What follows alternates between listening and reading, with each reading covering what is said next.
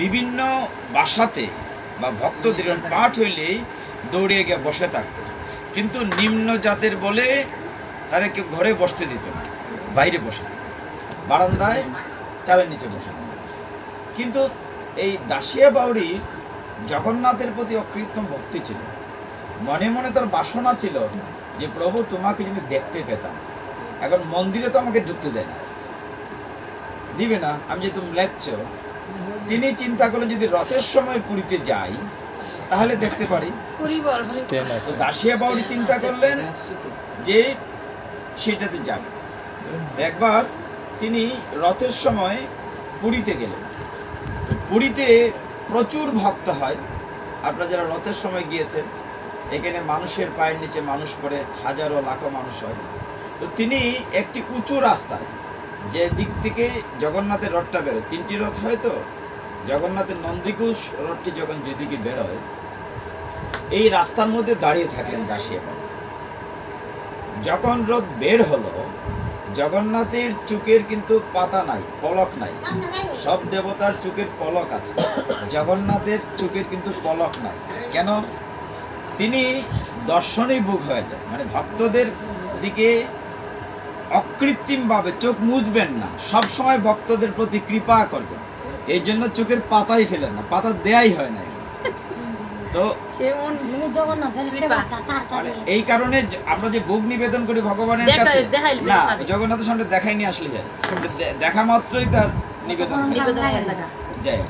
তো সেইখানে দাসিয়া বাউরি যখন জগন্নাথের রথটা আসলো কীর্তন করে দেখে, তিনি যখন অভিভূত হয়ে গেলেন, মানে জগন্নাথকে শুধু সে তখন কল্পনা করেছে, বিভিন্ন ভক্ত সঙ্গ করে জগন্নাথের গল্প শুনেছে যে জগন্নাথ দেখতে এরকম দারু ব্রহ্মরূপ, দেখে এতটাই বিমোহিত সে মাটিতে অষ্টাঙ্গে পড়ে প্রণাম করছে, তার উপর দিয়ে পাড়া দিয়ে চলে যাচ্ছে, তার কোনো হুঁশ নাই। মানে সে প্রণাম যে করেছে জগন্নাথকে, ওরা জগন্নাথের দৃশ্যটা তার মনের ভিতরে গিতে নিছে। জগন্নাথের বড় বড় চোখ এরকম তাকিয়েছে, মনের ভিতরে শ্রদ্ধা শুনে।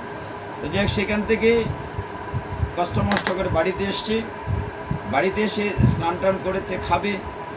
তার স্ত্রী গরিব মানুষ, রান্না করেছে শাক শাক শাক রান্না করেছে, মাটির শানকি, মাটির পাত্রে শানকি তো বলে, তো মাটির শানকিতে খাবার দিয়েছে, অন্ন দিয়েছে, আর 2টা বাগা শাক দিয়েছে, বাস। এখন এইটা দেখে আর খেতে পাচ্ছে না, মানে এমন ভাবে পাত্রটা গোলাকৃতি, তার উপরে শাকের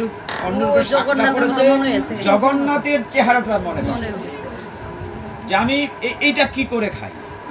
সে ওইটা রেখে লাফালাফি শুরু করেছে, জয় জগন্নাথ জয় জগন্নাথ, লাফালাফি শুরু করেছে।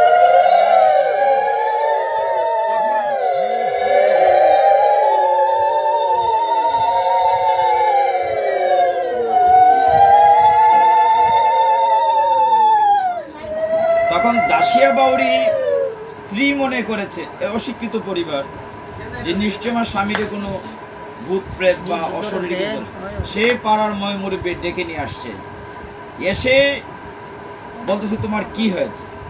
এখন দেখা যায় সে ওই অন্নগুলো নিয়ে গায়ে মাখতেছে, অন্নগুলো নিয়ে তার গায়ে মাখতেছে। তো সকলে ধারণা সে পাগল হয়ে গেছে। তো মুরব্বীরা তাকে ধরে ধরে বলছে যে তোমার কি হয়েছে দাসিয়া।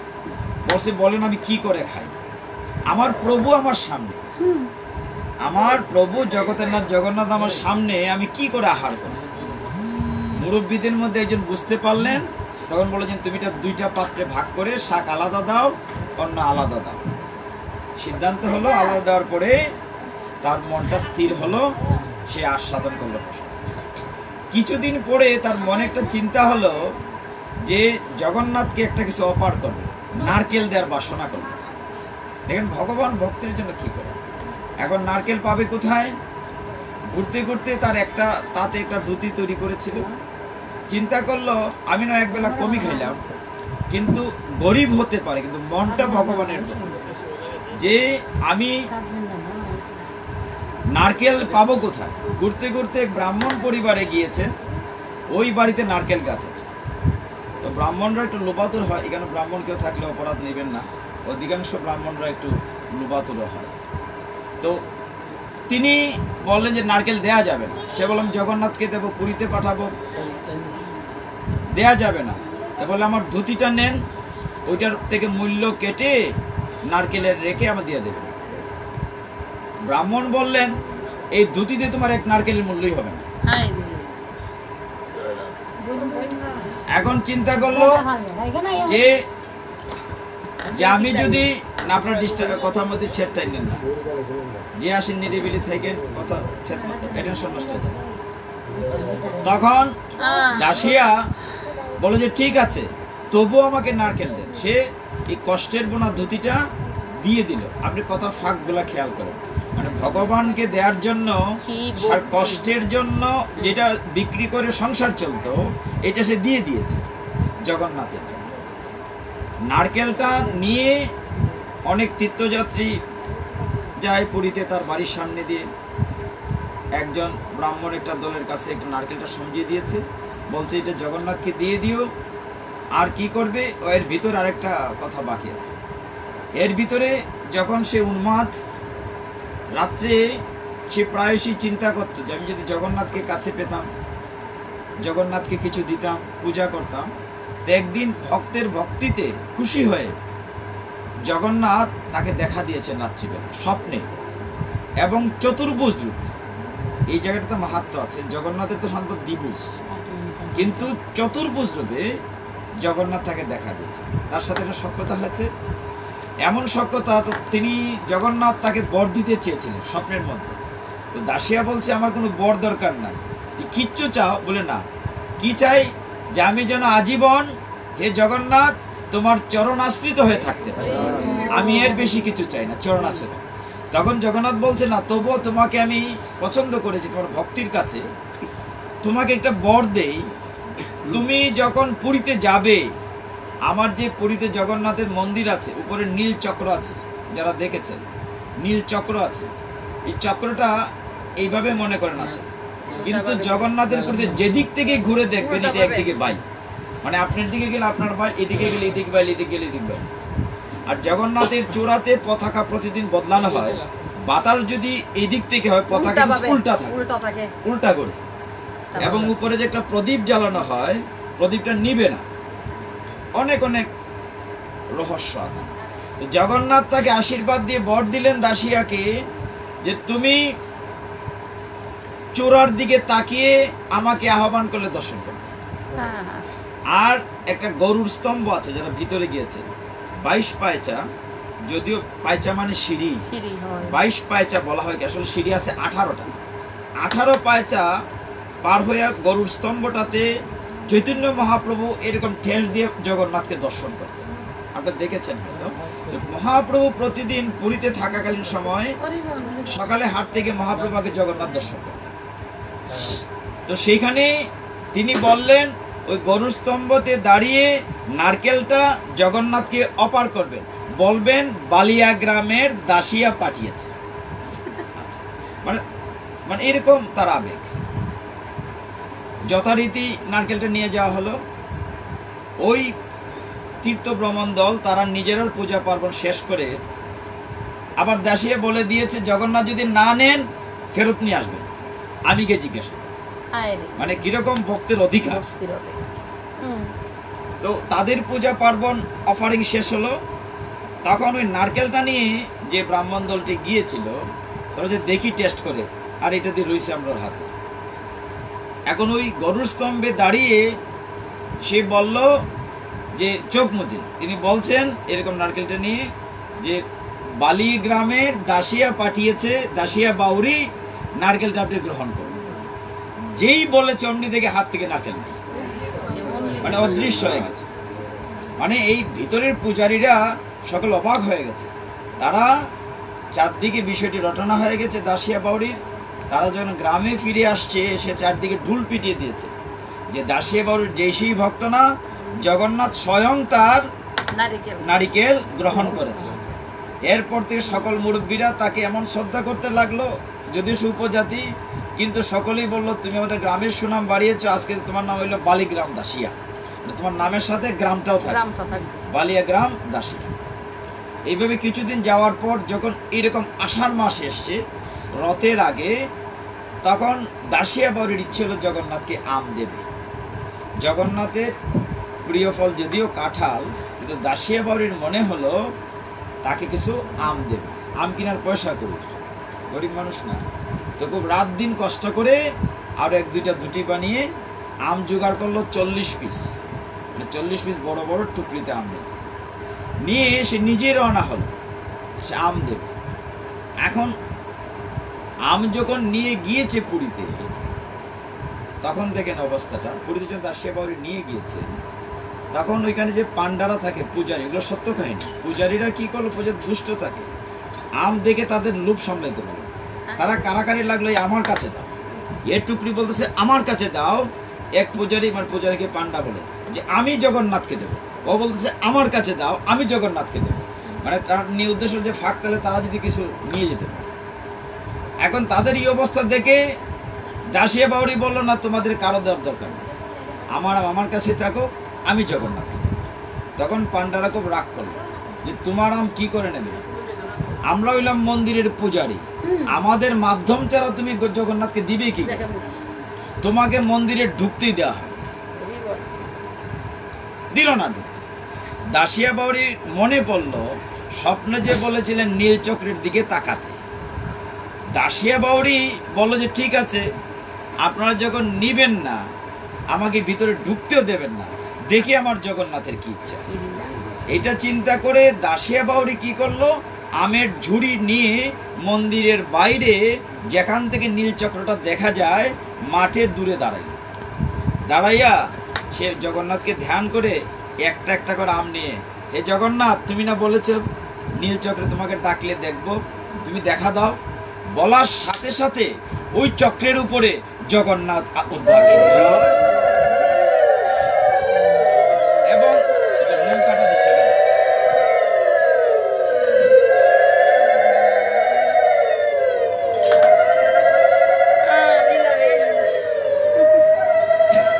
আমার গায়ে লুম কাটা দিতেছে, মানে সে দেখতে পেল ঠিকই জগন্নাথ নীলচক্রের উপরে আবির্ভূত হয়ে গেছে।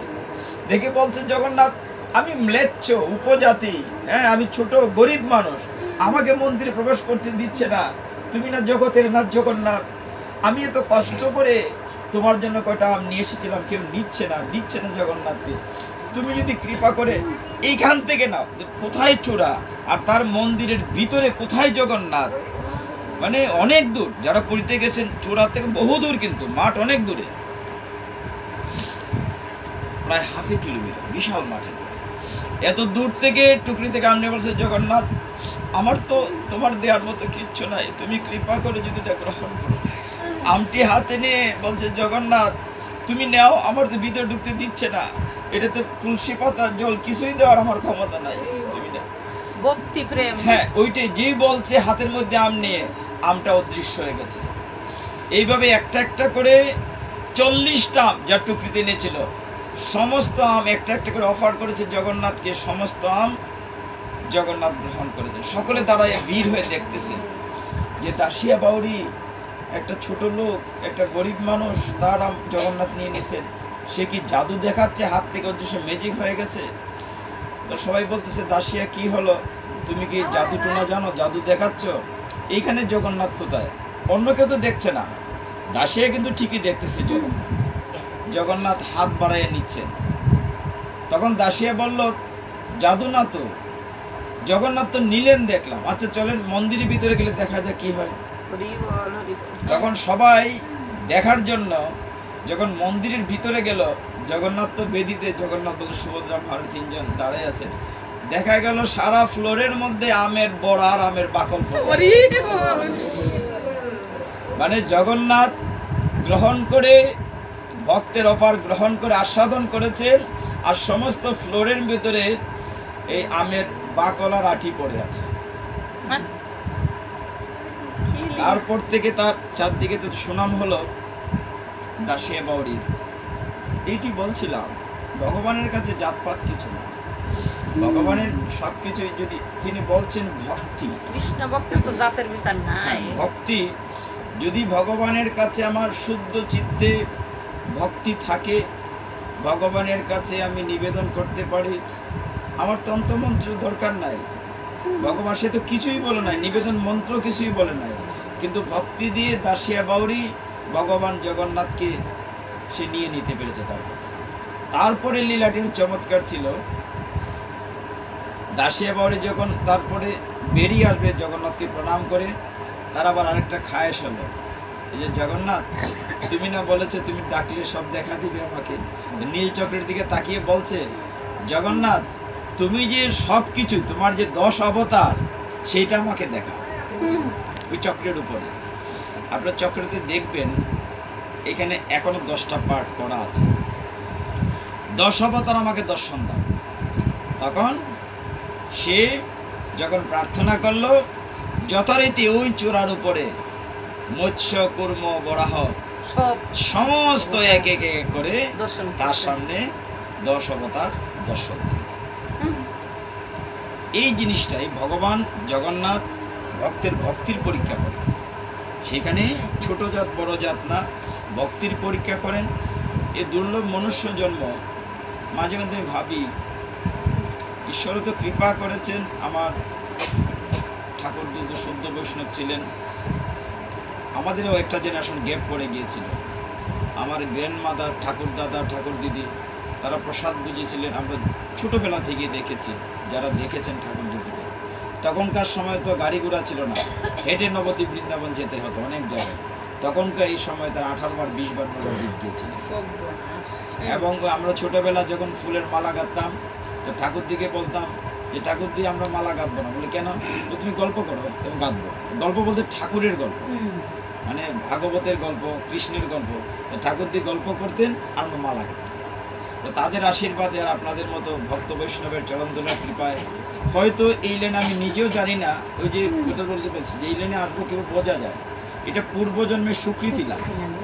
মা বাবার ওই দিয়ে একটা লিঙ্ক থাকতো, কেউ না কেউ তার কোনো জেনারেশনে ওইটার সাথে লিঙ্ক থাকতো, তাহলে এটা ঘুরে জায়গায় চলে আসে। যাই হোক, আজকে হয়তো ভগবান আমাকে দিয়ে বলান, আমি উপলক্ষ মাত্র, আমার কোনো যোগ্যতা নেই। তো এই দিক দিয়ে চিন্তা করলে আপনাদের সকলের চরণ কৃপা, চরণধুলির কৃপায় আমরা গীতা ভাগবত নিয়ে কথা বলি। তাহলে দাসিয়া বাউরির কথা মনে রাখলাম, শুদ্ধ ভক্তির কথা আলোচনা করলাম। এটা জগন্নাথ লীলামৃত গ্রন্থে আছে, আপনার জগন্নাথ লীলামৃত গ্রন্থ খুলে দেখবেন, এটাতে অনেক অনেক কাহিনী আছে।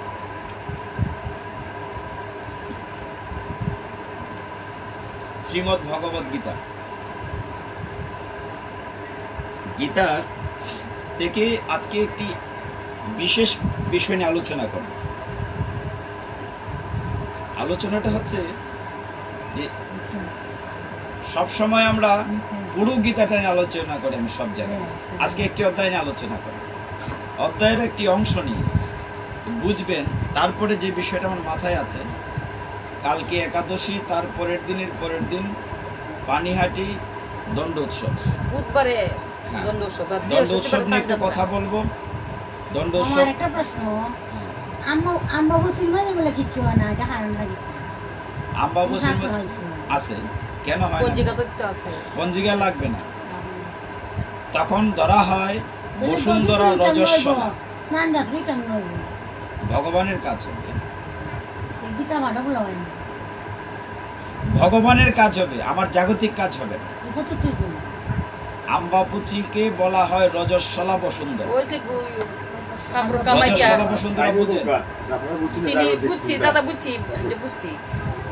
এই কারণে এই সময় জাগতিক কর্ম হয় না, বীজ বপন, হাল চাষ, কর্ষণ হবে না। কেন হবে না? রজস্বলা বসুন্ধরা। যা হোক, তো এই পানিহাটির দণ্ড উৎসব নিয়ে একটা কথা বলবো, এই জন্য গীতা থেকে একটা অধ্যায়তে আলোচনা করব। গীতায় তৃতীয় অধ্যায়টি কর্মযুগ। কর্মযুগের অনেক শ্লোক আপনাদের জানা আছে যারা গীতা পাঠ করেন। তৃতীয় অধ্যায়টিকে শুরু করেছেন অর্জুন কথা বলে। অর্জুন কথা বলেছেন যে দ্বিতীয় অধ্যায়ে যখন আত্মতত্ত্ব জ্ঞান দিলেন সাংখ্য যুগে, কি সমস্যা? কি মা, কোনো সমস্যা?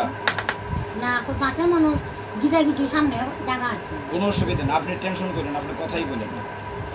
যার যেখানে সুবিধা বসবে জায়গা করে নেবে। তো তৃতীয় অধ্যায়, দ্বিতীয় অধ্যায়ে যখন সাংখ্যযুগে আত্মতত্ত্ব জ্ঞান দিয়েছেন ভগবান, তখন অর্জুনকে বলেছিলেন তোমার কর্মে অধিকার আছে, ফলে অধিকার নেই। তো নিষ্কাম কর্মের কথা একবার তখন অর্জুন প্রশ্ন যে দ্বৈত চিন্তা, দ্বৈতার্থক, দুই রকম কেন? একবার বলছো কর্ম করতে, আবার বলছো কর্মে অধিকার নাই। দ্বৈততা দিয়েই কর্মযুগটা শুরু হয়েছে। খুব বুঝার দুইটা বিষয় আছে, আমি শেষের কয়টা শ্লোক নিয়ে আলোচনা করি। যখন ভগবান 35 নং শ্লোকে গীতায় বলেছিলেন শ্রেয়ান স্বধর্ম গুণঃ পরধর্মাৎ ভয়াবহ স্বধর্মে নিধনং শ্রেয়, ভগবান কি বলছেন অর্জুন? যে তোমার নিজের ধর্মে যদি তোমার মৃত্যুও হয় তবু এটা শ্রেয়, অন্যের ধর্মে আনন্দ থাকলেও সেটা ভয়াবহ। এখানে ধর্ম বলতে হিন্দু ধর্ম, মুসলিম ধর্ম না, আমরা কথাটা বুঝতে হয়। ধর্ম বলতে আমার বর্ণাশ্রম, আশ্রমে আমার কি ধর্ম। আমি যদি ক্ষত্রিয় হই, আমার ধর্ম হচ্ছে যুদ্ধ করা, প্রশাসন চালানো, আমার প্রজাদের নিরাপত্তা বিধান করা। এখন আমি যদি বলি ভিক্ষাবৃত্তি করে জীবিকা নির্বাহ করব, অর্জুনের সেই কথা বলেছিল, এইটা হচ্ছে ব্রাহ্মণের ধর্ম, সন্ন্যাসের ধর্ম। তাহলে স্বধর্মে ত্যাগ করে যাচ্ছ, আপনার এইভাবে বুঝতে হবে। গীতা তো আলোচনা করার সুযোগ হয় না। ভগবান বলছেন স্বধর্মে নিধনম শ্রেয়, পরধর্ম ভয়াবহ। নিজের ধর্ম, এখন আমি মানুষ হিসাবে আমার কি ধর্ম, পশু হিসাবে আমার কি ধর্ম, এই ধর্মগুলাই বোঝানো হয়েছে। তবে ব্যতিক্রম আছে, যেমন বিশ্বামিত্র মুনি ক্ষত্রিয় ছিলেন কিন্তু সন্ন্যাসী ব্রাহ্মণের জীবন আচরণ করেছেন। উল্টোটাও আছে, পরশুরাম ছিলেন ব্রাহ্মণ কিন্তু ক্ষত্রিয়ের কাজ করেছেন, অস্ত্রগুরু ছিলেন। তাদেরকে আনলে হবে না, তারা যে লেভেলে পৌঁছে গিয়েছেন। যেমন দেখেন এই অধ্যায়ে দুটি উদাহরণ দিয়েছেন চমৎকার। উদাহরণটি কেমন? যে বাহ্যিক হয়তো আমরা আচরণ করছি কিন্তু মনের দিক থেকে আমি ওই রকম হচ্ছি না। মনে করেন বাহ্যিক দিক থেকে দেখাচ্ছি আমি যেটাকে বলা হয় আপনার মর্কট বৈরাগ্য, মানে ভাবটা আমি খুব বৈরাগী কিন্তু আসলে আমি তা। কর্মযুগে এই কথাগুলো সুন্দর দেখেন। ভগবান বলছেন যে আমি মনে করেন কথা বলেন না একজন সাধু বৃন্দাবনে, তিনি কথা বলছেন না, দেখাচ্ছেন ইনি মৌন সাধু। কোনো কিছু প্রয়োজন হইলে সিলেটে লিখে দেন, মৌন সাধু। সকলেই তাকে প্রণাম করছেন। সাংঘাতিকতা, মৌন সাধু আজকে 1 বছর ধরে কথা বলেন না। কিন্তু দেখা গেল কি রাস্তার পাশ দিয়ে ছেলে যাচ্ছে, তিনি লিখে দিচ্ছেন আজকে ইন্ডিয়া পাকিস্তান ক্রিকেট খেলার স্কোর কত হলো, মানে আজকে কোন দল জিতছে কত। তিনি মৌনব্রত কিন্তু মনটা রয়ে গেছে ওই ক্রিকেট খেলা। তাহলে কি দাঁড়ালো? মৌনব্রত হলো কি হলো না। আবার কেউ যদি বলেন কর্মযুগে তো সুন্দর বলা হচ্ছে যে অর্জুন তুমি যদি কর্ম নাও করো, কর্ম তোমাকে কর্মই করাবে, কর্মহীন কেউ থাকতে পারে না। এমনকি একটা যে কর্ম না করে সে মারাও যেতে পারবে, মারা যেতে গেলে তার কর্ম করতে হবে। কর্ম ত্যাগ করার কোনো 1 সেকেন্ডের জন্য কর্ম ত্যাগ করার কোনো সুযোগ নাই। প্রতিটি বস্তুর ধর্ম তার কর্মের দিকে টেনে নিয়ে। কেমন? আপনার হাতে যদি একটা কলম থাকে, হাতের কাছে কাগজ থাকে, কোনো প্রয়োজন নেই, খামাখা দেখবেন আঁকাও কি করতেছে। আপনার হাতে যদি একটা দাও থাকে, রাস্তা দিয়ে হেঁটে যাচ্ছেন, খামুকা দেখলেন ডালে একটা কোপ দিতেছে, কোনো প্রয়োজন নেই। হাতে একটা লাঠি নিয়ে যাচ্ছেন, খামুকা দেখলেন কোথাও কোথাও একটা টাচ করছেন না, কোনো প্রয়োজন নেই। বস্তু ধর্ম আপনাকে ওইদিকে নিয়ে যাবে। এখন অর্জুন তুমি ক্ষত্রিয় হিসেবে তার ধর্ম হচ্ছে, ক্ষত্রিয় শব্দের অর্থ কি? ক্ষত এবং ত্রায়। ক্ষত এবং ত্রায় মানে ক্ষত মানে আঘাত, ত্রায় মানে যিনি ত্রাণ করেন, যিনি ক্ষত থেকে ত্রাণ করেন, যিনি তার প্রজাকে বিপদ আপদ থেকে রক্ষা করেন, তিনি হচ্ছেন ক্ষত্রিয়। ক্ষত ত্রায় হচ্ছে ক্ষত্রিয়। তো এইভাবে তুমি যদি নাও করো, তোমার যে নেচার, তোমার যে প্রকৃতি, ক্ষত্রিয় সন্তান হিসাবে তোমাকে কর্ম করতে হবে। এইভাবে যেতে যেতে যখন শেষের দিকে এসে 35 নং শ্লোক পর্যন্ত যখন এইভাবে গেল, অর্জুন বুঝতে চাইল। শেষে 36 নং শ্লোক থেকে আমি আলোচনা করি, 36 থেকে 43-85 অধ্যায় কর্মযোগ। 36 নং শ্লোকে অর্জুন যে প্রশ্নটি করেছে, আপনারা খেয়াল করবেন, সব দিনই বলি আমরা সকলেই অর্জুন, তাহলে বুঝতে সুবিধা হবে। অর্জুন জিজ্ঞাসা করেছে ভগবানকে, হে জনার্দন, আমি ক্ষত্রিয় বুঝতে পেরেছি আমার ধর্ম যুদ্ধা করা, ওইটা না করলে অন্য কাজটা করা আমার জন্য পাপ, আমারটা ছাড়া অন্যটা করা অন্যায়। কিন্তু আমরা প্রতিটি মানুষ কি এমন একটা শক্তি, আমি করতে চাই না, পাপ কাজ করতে চাই না, কিন্তু বলপূর্বক আমাকে পাপ কাজ করতে বাধ্য করে? এই প্রশ্নটা খেয়াল করেন। 36 নং শ্লোকে অর্জুন জিজ্ঞাসা করেছে। কি জিজ্ঞাসা করেছে? আমাদের সকলের বেলায় আছে, দেখবেন আমাদের কিন্তু জন্মগতভাবে প্রতিটি মানুষ যেহেতু ভগবানের অংশ, পরমাত্মার অংশ, জীবাত্মা, আমরা আত্মা কিন্তু শুদ্ধ, আত্মা কিন্তু অন্যায় কাজ করে না, চুরি দাড়ি রাহাজানি পরস্ত্রী গ্রমণ এগুলো করে না। তার প্রমাণ কি? দেখবেন কোনো একটা কাজ করার ফলে যখন আমার মাথা ঠান্ডা হয়, আরে এই কাজটা তো ঠিক করলাম না, হ্যাঁ এই কাজটা বোধহয় আমার করা উচিত হয় না। তার মানে কি আপনি এটা করতে চান নাই, কিন্তু কেউ না কেউ সেটা আপনাকে করিয়েছে। দেখেন এই প্রশ্নটা এই জায়গাটাতে বলছেন 36 নং শ্লোকে 3টা শব্দ আমি বলি। এখানে বলা হচ্ছে অনিঞ্চন অপি বলত নিয়োজিত।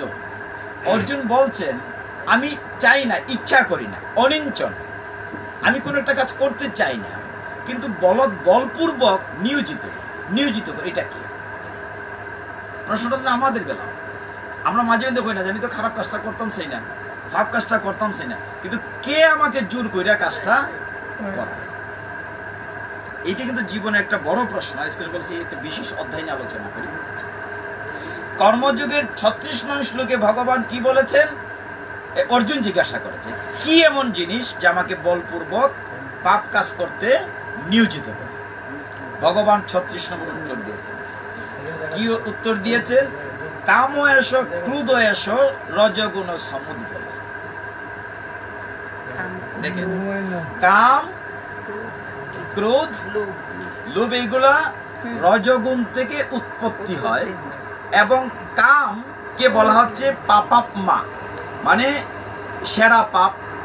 আবার বলা হচ্ছে শত্রুন বলা হচ্ছে যে মানুষের সবচেয়ে প্রধান শত্রু হচ্ছে কাম। আমাদের প্রধান শত্রু কি? কাম।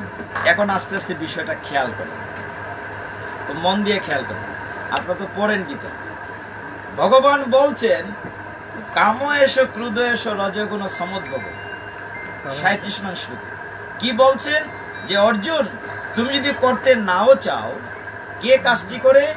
ওই যে কাম নামক শব্দটি আছে, সে তোমাকে প্রলুব্ধ করে কাজটা করতে বাধ্য করে। আর কাম এমন একটা জিনিস, কামে যদি বাধাগ্রস্ত হয় তাহলে সেটা ক্রোধের জন্ম হয়।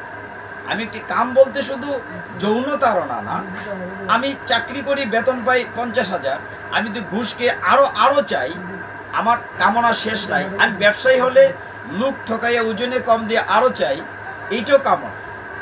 আর জগৎটিকে 38 নং শ্লোকে কি ভগবান বলছেন, এই জগৎটি হচ্ছে মৈথুনাগার। শাস্ত্রে গীতা স্পষ্ট লিখিত মৈথুনাগার। এই কাম এত শক্তিশালী, বলা হচ্ছে যে কাম শব্দটিকে জন্ম থেকে হয় রজগুণ থেকে। তাহলে আমরা কি রজগুণের দিকে থাকবো না সত্যগুণে থাকবো? এই যে আমরা এইগুলো বোঝার জন্য তো গীতা আলোচনা। তাহলে আমি যদি রজগুণে প্রবৃত্ত হই, সুনাম করতে চাই, খালি আহামরি করতে চাই, অহংকার করতে চাই, গর্ব করতে চাই, রজগুণ হবে। আর রজগুণ আমার দেহে ভর করলে রজগুণ থেকে কামের জন্ম হবে। কাম এসো ক্রোধ এসো রজগুণ সমুদ্ভব। তার উদ্ভবটা করতে হবে রজগুণ। তাহলে রজগুণটা আমাকে পরিহার করে। অর্জুনকে তিনি বললেন কৃষ্ণ যে কাম এমন একটা জিনিস, তোমার শত্রু, এটা হচ্ছে পাপাত্মা, এত মহাপাপ, এত বড় শত্রু, জীবের প্রধান শত্রু। কামে যদি কেউ বাধাগ্রস্ত হয়, তার ক্রোধ তৈরি হয়। আর কাম যদি সে চরিতার্থ করে, মানে কেউ যদি বাধা না দেয়, বাধা না দিলে এটার বাড়ে, বাধা না পেলে তার কামের করে লোভ বাড়ে। লোভের পরে তার মোহ বাড়ে, মোহর পরে অহংকার বাড়ে, অহংকারের পরে তার মদ বাড়ে, মদ থেকে মাৎসর্য বাড়ে, মানে এটা শেষ নাই। উদাহরণগুলো দেখেন।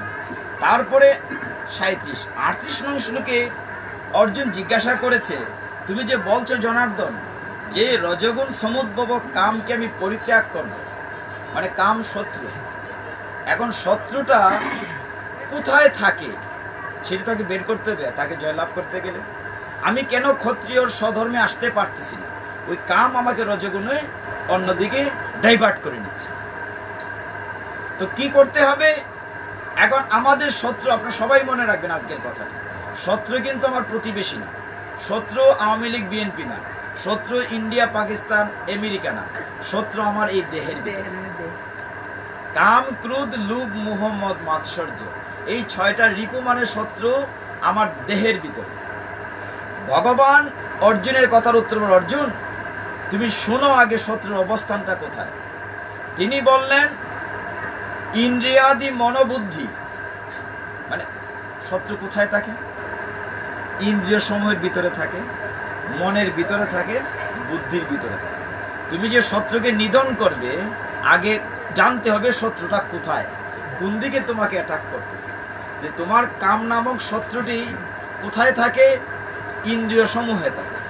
ইন্দ্রিয় মানে আমাদের 10টা ইন্দ্রিয়, 5টা কর্মেন্দ্রিয়, 5টা জ্ঞান ইন্দ্রিয়, আর তাদের নেতা হইল মন। তাহলে এই কোথায় থাকে? মন। আর তাদেরকে যে চালনা করে তার সহজাত, তার নিকটতম আত্মীয় হচ্ছে বুদ্ধি। হ্যাঁ, তাইলে শত্রুটা কোথায় থাকে? ইন্দ্রিয় সমূহের ভিতরে, মনের ভিতরে আর বুদ্ধির ভিতরে। অর্জুন তুমি কি বুঝতে পেরেছ? আবার জিজ্ঞাসা করছেন। হ্যাঁ বুঝতে পেরেছে শত্রু কোথায়। তাহলে কি দমন করতে হবে? ইন্দ্রিয় সংযম করতে হবে। আপনি দেখেন কিভাবে গীতা আমাদেরকে জীবন শিখেন। ইন্দ্রিয় সংযম করতে হবে। এখন আমি লোবাদর হলে কালকে একাদশী মনে করেন, যদিও পাণ্ডবার নির্জলা একাদশী অনেকে হয়তো পারবেন না, এর অর্থ এই নয় যে আমি মাছ মাংস হার করব। একাদশী কিন্তু শুরু হয়েছে আজকে থেকে, তিথি বলতে না, দশমীর দিন থেকে সংকল্প করতে হয়, আজকে সংযম করতে হয়, আজকে সংকল্প করতে হয়, গোবিন্দের জন্য প্রার্থনা করতে ঘুমানোর আগ পর্যন্ত যে আগামীকাল আমাকে তুমি শক্তি দিও, তুমি কৃপা করো যেন কালকে নির্জলা একাদশীটি পালন করতে পারি। সংকল্প করতে হবে আজকে। একাদশী হচ্ছে 3 দিনে, কথাটা এরকম, আজকে সংকল্পিত হব, কালকে একাদশী পালন করব, পরের দিন পালনা করে সমাপনী করবো। 3 দিনের প্রোগ্রাম, অনুষ্ঠানটা হচ্ছে 3 দিনে। তো ভগবান বললেন এই শত্রু কোথায় থাকে? ইন্দ্রিয়তে থাকে, মনে থাকে, বুদ্ধিতে থাকে। তাহলে এই 3টি বিষয়কে যদি তুমি জয় করতে পারো, তখন ভগবান বললেন যে অর্জুন এটা জয় করা বড় কঠিন, কামকে জয় করা যায় না। এই জন্য এই পৃথিবীকে বলা হচ্ছে মৈথুনাগার। এটা এমন একটি স্থান, এই জায়গাটা জয় করতে গেলে একমাত্র আমাদের জীবের কি পরিচয়? জীবের পরিচয় হচ্ছে কৃষ্ণের নিত্য দাস। জীবের পরিচয় হচ্ছে কৃষ্ণের নিত্য দাস। যদি ওই পরিচয়টা মনে রাখি, আমরা ভুলে যাই, পার থেকে উঠে গেলে ভুলে যাবো, এখান থেকে উঠে ভুলে যাবো। দাসের কাজ কি? মালিকের সেবা করা। আমি যদি দাস হই, চাকর হই এই বাড়ির, আমার কাজটা কি? বাড়ির প্রভুর সেবা করা। এখন আমাদের প্রভু কি? কৃষ্ণ। এখন আমি পাঠে যতক্ষণ আছি ততক্ষণ বুঝলাম যে আমার দাস হিসাবে কর্তব্য হলো কৃষ্ণকে খুশি করা, কৃষ্ণের সেবা করা। পাঠ থেকে উঠে ভুলে যাব। কেন ভুলে যাব? ওই যে আমার শত্রুগুলা, সে আমাকে ডাইভার্ট করে নিয়ে যাবে। তখন ভগবান বলছেন কাম এমন একটি তপ্ত জিনিস, এটি নিবারও যায় না। কেমন? আগুনের মতো, যে এইটাতে তুমি যদি ঘি দেও নিববে না, বরঞ্চ আর আগুন বেড়ে যাবে। তখন তিনি 3টা বিষয় দ্বারা উদাহরণ দিয়েছেন, 39 শ্লোকে উদাহরণ দিয়েছেন। এই বিষয়গুলো উপমা দিয়ে বুঝিয়েছেন যে কামটি পরম শত্রু, জীবের প্রধান শত্রু, কোথায় কোথায় কিভাবে ঢাকা থাকে, আচ্ছাদিত থাকে। আমাদের প্রত্যেকের ভিতরে কৃষ্ণ প্রেম আছে, আছে কিনা? আছে। আমরা যেহেতু ভগবানের অংশ, কাজে এক সমুদ্র জলে H2O, হাইড্রোজেন অক্সিজেন আছে, 1 ফোঁটা জলেও আছে। সেম একটা বিশাল সমুদ্রের জলে যে গুণ আছে, 1টা ফোঁটা জলেও সেম গুণ আছে। আমাদের কাছে ভক্তি আছে, ভগবানের আমরা যেহেতু অংশ, আমাদের মধ্যে কৃষ্ণ প্রেম আছে, কিন্তু এটা আচ্ছাদিত। যেমন উদাহরণ দিয়েছেন 19 শ্লোকে এসে, উদাহরণ কি দিয়েছেন, যেমন ধোঁয়া দ্বারা আগুন ঢাকা থাকে, ধুময়া আবৃত অগ্নি। তারপরে বলা হচ্ছে মানে দর্পণ, আয়না মলিন, ময়লা দ্বারা আয়না যেমন ঢাকা থাকে। তৃতীয় বলছেন জরায়ু দ্বারা গর্ভ যেমন ঢাকা থাকে, এইভাবে আচ্ছাদিত থাকে। মানুষের ভিতরে কৃষ্ণ প্রেম, সুপ্ত কৃষ্ণ প্রেমটি ঢাকা থাকে, আচ্ছাদিত থাকে। প্রথম উপরণ তুলনা করেছেন ভগবান গীতায়, যে আমাদের যে ভিতরে সুপ্ত কৃষ্ণ প্রেমটি আছে সেটি কেমন বলা হচ্ছে, ধোঁয়া দিয়ে যেমন আগুন, আগুন কিন্তু আছে আমাদের ভিতরে। এখন শুদ্ধ ভক্ত সঙ্গ, গ্রন্থ সঙ্গ, গুরু কৃপা হলে কেউ যদি একটু বাতাস দেয়, তাহলে ধুমাটা সরে গিয়ে ভিতর থেকে আগুনটা জ্বলে উঠে। আমার ভিতরে যে সুপ্ত কৃষ্ণ প্রেম আছে, সঙ্গ গুণে সেটা আস্তে আস্তে প্রজ্বলিত হয়। বুঝতে পারছেন? দ্বিতীয় উদাহরণটি দিয়েছেন, সেটা কি বলেছেন ভগবান, যে তোমার মলিন আয়না, আয়নাতে যেমন আমরা ছবি দেখি না যদি ধুলাবালি পড়ে থাকে, তেমনি ধুলাবালি পড়ে থাকলে আমরা আমাদের প্রকৃত চেহারা দেখতে পারি না। সেই ক্ষেত্রে চৈতন্য চরিতামৃতের সংজ্ঞা দিয়েছেন প্রভুপাদ। কি বলেছেন, যে চেতদর্প মার্জনম বলেছেন না, ভবধাবাগ্নি নির্বাপনম, যে চৈতন্য চরিতামৃতে আছে এবং চৈতন্য মহাপ্রভু শিক্ষাষ্টকে আছে। তিনি বলছেন যে আমাদের চিত্তরূপ মানে হৃদয়রূপ আয়নাটিতে আমার নিজের চেহারা আমি দেখি না, এখানে মায়ার মলিন ময়লা পড়ে আছে। তাইলে এটা কি দিয়ে মুছতে হবে? বলা হচ্ছে তুমি যদি কৃষ্ণ নাম স্মরণ করো, নিয়ত যদি কৃষ্ণ নাম জপ করো, তাহলে তোমার এই মলিন আয়নাটা মুছে পরিষ্কার হবে, তখন তুমি প্রকৃত তোমার চেহারাটা চিনতে পারবে। কাম এবং প্রেমের সংজ্ঞাটি চৈতন্য চরিতামৃত আছে। কি বলা হচ্ছে, যে আত্মেন্দ্রিয় প্রীতিবাঞ্ছা বলিতারে কাম, কৃষ্ণেন্দ্রিয় প্রীতি ইচ্ছা ধরি প্রেম নাম। কাম এবং প্রেমের সংজ্ঞা কিন্তু চৈতন্য চরিতামৃত দিয়েছেন ভগবান মহাপ্রভুর। মানে আত্মেন্দ্রিয় প্রীতিবাঞ্ছা, আমার দেহের চাহিদা, ওই যে কামনা বাসনা, এইটা পূরণ করার জন্য যে কাজ করা হয় সেটা নাম হচ্ছে কাম, সেটা প্রেম না। আর কৃষ্ণের প্রীতিবিধানের জন্য, যে ভগবানকে আজকে সুন্দর করে সাজিয়েছে, আরে আজকে যদি একটু মালা দিতে পারতাম, ভগবানের দেখেন কি সুন্দর, এই গত 15 দিন এখন চন্দন যাত্রা, চন্দন দিয়ে সাজিয়েছে, 2 দিন করে রথ হবে, ভগবানকে যদি আরেকটু সাজাতে পারে, সবসময় যদি ভগবানের চিন্তায় থাকি, ভগবানের সাথে প্রেম হয়, ভগবানের প্রীতির কাজ করি, সেটা হচ্ছে প্রেম। আর আত্মেন্দ্রীয় প্রীতিবাঞ্ছা ধরিতারে বলিতারে কাম, আর কৃষ্ণেন্দ্রীয় প্রীতি ইচ্ছা ধরি প্রেম না। প্রেম এবং কামের তফাৎ কিন্তু চৈতন্য চরিত্রে বলা আছে। উপমা দিয়ে বোঝাতে দ্বিতীয় উপমার হচ্ছে পশুর বেলা, আয়না মলিনটা পশুর বেলা, প্রথমটা মানুষের বেলা। তৃতীয় উপমাটি কি দিয়েছেন, যে গর্ভ যেমন জরায়ু দ্বারা ঢাকা থাকে, আচ্ছাদিত সুপ্ত প্রেম।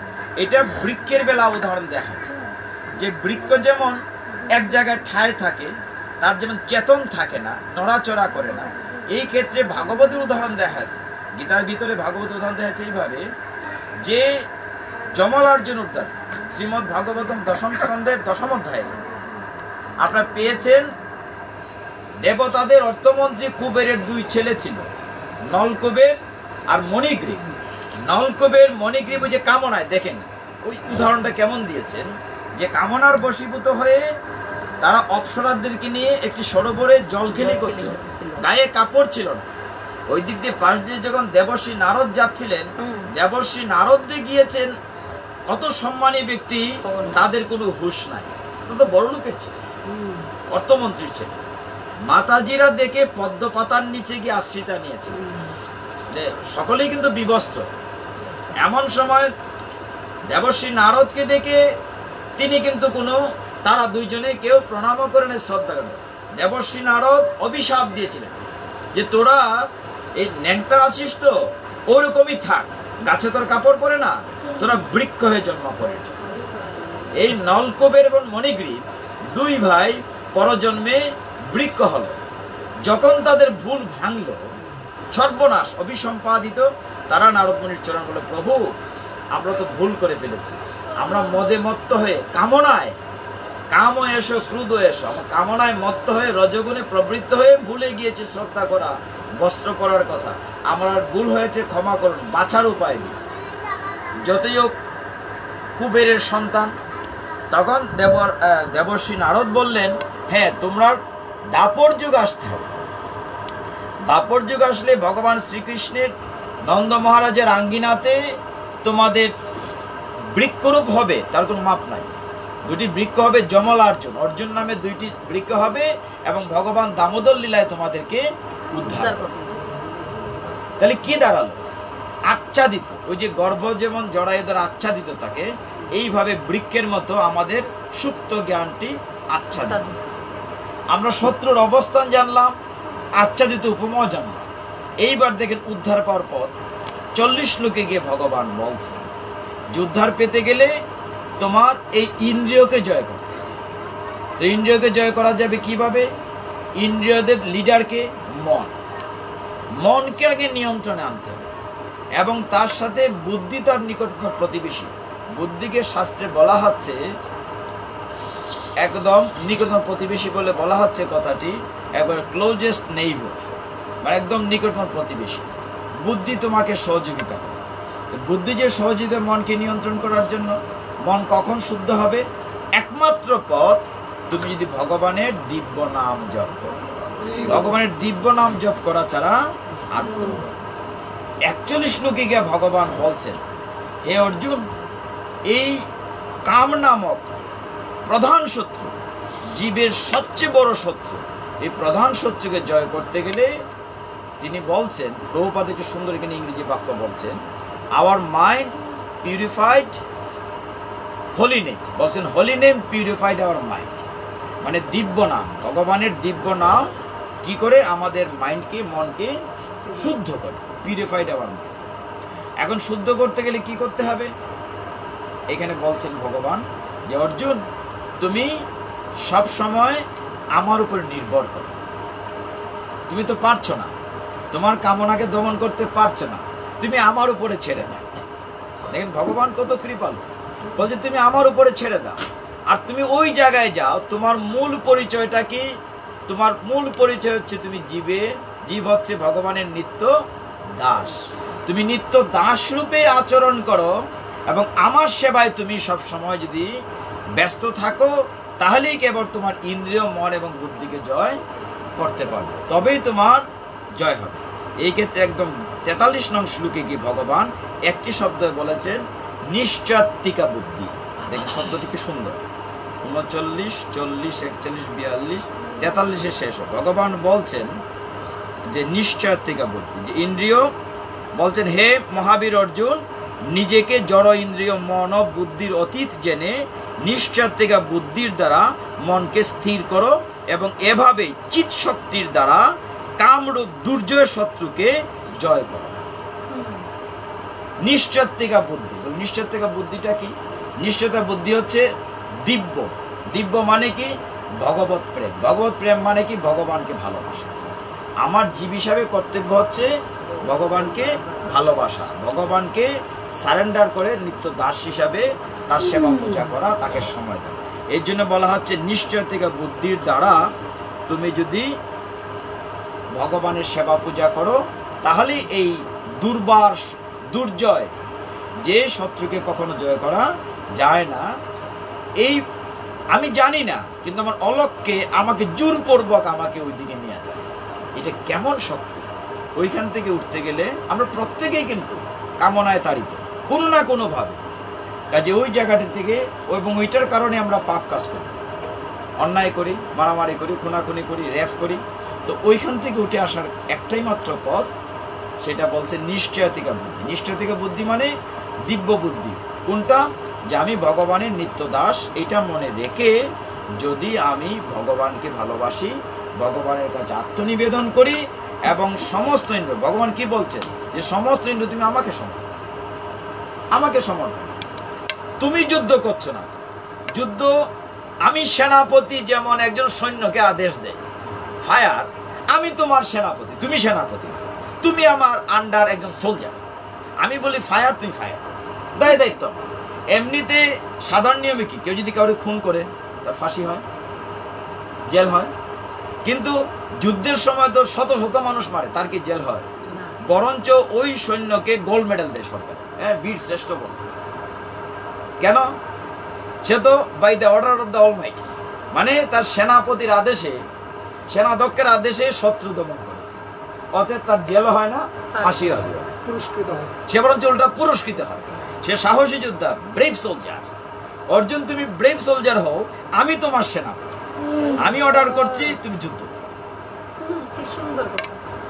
এইভাবে গীতা যদি আস্বাদন করেন, আজকে একটু টাচ করার চেষ্টা করছি কর্মযুগ সময়, বুঝাইতে গেলে তাকে বুঝতে হবে। এখন ওই একটা কথা প্রসঙ্গে চলে আসছে, কালকে একটা সমস্যায় পড়ছিলাম। সমস্যা এখানে তো ব্রাহ্মণ কেউ আসে না, থাকলে ভালো হইত। সেই দিন আমি ওই বাতিপাড়ার কথা বলছিলাম, কি একটা বৈতরণী পান নেয়া, গরুর লেজ ধরে খেলে এক গরু যে 7 বার বেছে, তারা বৈতরণী ফাড়বে, বৈতরণী কি তারা জানে না। কালকে পরিবারে আমার একজন অ্যাকাউন্টস অফিসার, মানে আমার ডিপার্টমেন্টের স্যার, উনি ফোন করে জানতে চাইছেন, এই বাবুরা কথা না বলে, তখন তিনি জানতে চেয়েছেন আমাদের সকলের জানার একটা বিষয়, যেহেতু চলে আসছে কথা, তিনি জানতে চেয়েছেন মৃত্যুর দোষ নিয়ে। 1 পাদ দোষ, 2 পাদ দোষ, 3 পাদ দোষ, 4 পাদ দোষ। নাম শুনছেন? এটা এটা কি? আচ্ছা, চতুর্পাদ না, শব্দটা চতুষ্পাদ। চতুর্পাদ হয় না ব্যাকরণে, 1 পাদ হয়, 2 পাদ হয়, 3 পাদ হয়, চতুর্বেলা চতুর্পাদ হয় না, চতুষ্পাদ। এখানে টিচার আছেন, তারা ভালো বুঝে। তো এটা মানে কি, তা বুঝছেন না কিছু? না, তাহলে তো কঠিন হইল। কারণ ব্রাহ্মণে কইছে এখানে এটা লাগবো, এটা লাগবো, এটা লাগবো, এটা লাগবো, বিষ্ণু পূজা, কালী পূজা, রক্ষা পূজা, তেন পূজা, এতগুলো এইতে লাগবো। আপনার অংশং যা কইছে মাইনা নিছে, এই মাইনা নেওয়ার দিন গেছে গিয়া। আপনাকে বুঝতে হবে, পঞ্জিকাতে লেখা আছে মৃতে 1 পাদ দোষ, 2 পাদ দোষ। কেন? সেদিন বৈতরণী বলছিলাম, আজকে 1 পাদ দোষটা বলে ফেলি, ঠিক আছে, যেহেতু উঠে এসছি। এইসব কথা আমার একটা উদ্দেশ্য থাকে কি, আমি যেখানে বসছি উঠবো তার নিশ্চয়তা, আমি 1 মুহূর্ত পরেই মরে যেতে পারি, কিন্তু যতটুকু পারি কিছু তথ্য মানুষকে দিয়ে দেওয়ার চেষ্টা। আমি জ্ঞানটা আমার ভিতরে রাখি না, আমি যতটুকু চেষ্টা করি অর্জন করতে, সেটা আমি চেষ্টা করি বিলিয়ে দিতে, দুইজনে জেনে নেই। আমরা মৃত্যুর সময় পঞ্জিকা দেখি, অনেকে মারা গেলে অনেকে টাইমটা তো লিখে রাখে, অমুক মাসের অমুক বার অমুক দিন মারা গেছে। আমি কালকে ওনাকে জিজ্ঞাসা করছি যে পুরীর ঠাকুর যে আপনার করছে এইটাইটা লাগবো, লম্বা ফর্দ ধরাই দিছে, কিতা হয়েছে ঘটনা? তাই তো টেনশনে পড়ছে। টেনশনের পয়টা কইলো যে এটা বলছে 3 পাদ দোষ আর এই পূজা লাগবো লম্বা। আমি বললাম যে কবে মারা গেছে, কয়টার সময় মারা গেছে? উনি বললেন মে মাসের 29 তারিখ শনিবার রাত্রে 1টার পরে মারা গেছে। আমি হিসাব মিলাইলাম। এখন আপনাদের বোঝার জন্য, এইগুলা হচ্ছে জ্যোতির্বিজ্ঞান এবং যজুর্বেদ, শ্যামবেদের কথা। আপনার কৃপা করে নতুন প্রজন্মকে, ছেলে মেয়ে একটু পড়াশোনা করতে বলুন। আমাদের সনাতন শাস্ত্রটা অঙ্ক, একদম সাইন্টিফিক, এত সুন্দর, যদি একটু মন দিয়ে খেয়াল করেন। বারের পয়েন্ট হচ্ছে 1, বার এই যে শুক্র শনি রবি সোম, বারের পয়েন্ট হচ্ছে 1, তিথির পয়েন্ট হচ্ছে 1, নক্ষত্রের পয়েন্ট হচ্ছে 2। মাস্টার একটু খেয়াল করুন। বার, রবিবার, শুক্রবার, শনিবার, মঙ্গলবার, এই 4 বারে যদি কেউ মারা যায় দেহ রাখে, 1 পাদ দোষ হবে। দুষ্খণ্ডনেরটা পরে আসি, দুষ্টাকে বুঝি, মানে এই 4 বারের যদি কেউ মারা যায় সেটা হবে 1 পাদ দোষ। যদি আমাদের যে তিথি আছে, প্রতিপদ, দ্বিতীয়া, তৃতীয়া আছে না, যেমন দশমী, কালকে একাদশী, তিথি, ষষ্ঠী, সপ্তমী না, ষষ্ঠী, অষ্টমী, একাদশী, দ্বাদশী, ত্রয়োদশী, চতুর্দশী, অমাবস্যা, এই তিথিতে যদি কেউ মারা যায়, যে নামটি বললাম, তার আরো 1 পাদ দোষ হবে। মনে করেন একজন লোক শনিবারে মারা গেল, ষষ্ঠী তিথিতে কিংবা একাদশী তিথিতে, তাহলে তার কয় পাদ দোষ হলো? 2 পাদ দোষ হলো। মৃত্যুতে তার 2 পাদ দোষ। পঞ্জিকা দেখা লাগবে না, আপনারাই বের করতে পারেন। পুরোর টাকা জিজ্ঞেস লাগতো না যে আজকে তার কয় পাদ দোষ হয়েছে। যেদিন সে দেহ রাখলো, আমাদের নক্ষত্র আছে 27টা। 27টা নক্ষত্র আছে না? মগা নক্ষত্র, রোহিণী নক্ষত্র, এরকম 27টা নক্ষত্র, পুষ্য নক্ষত্র, ভদ্রশিরা নক্ষত্র, এরকম আমাদের 27টা নক্ষত্র। এর মধ্যে 12টা নক্ষত্র দূষিত আছে। এই নক্ষত্রের যদি উনি দেহ রাখেন, ওই নক্ষত্রের পয়েন্ট কত বলছিলাম? 2। বারের পয়েন্ট 1, তিথির পয়েন্ট 1, নক্ষত্রের পয়েন্ট 2।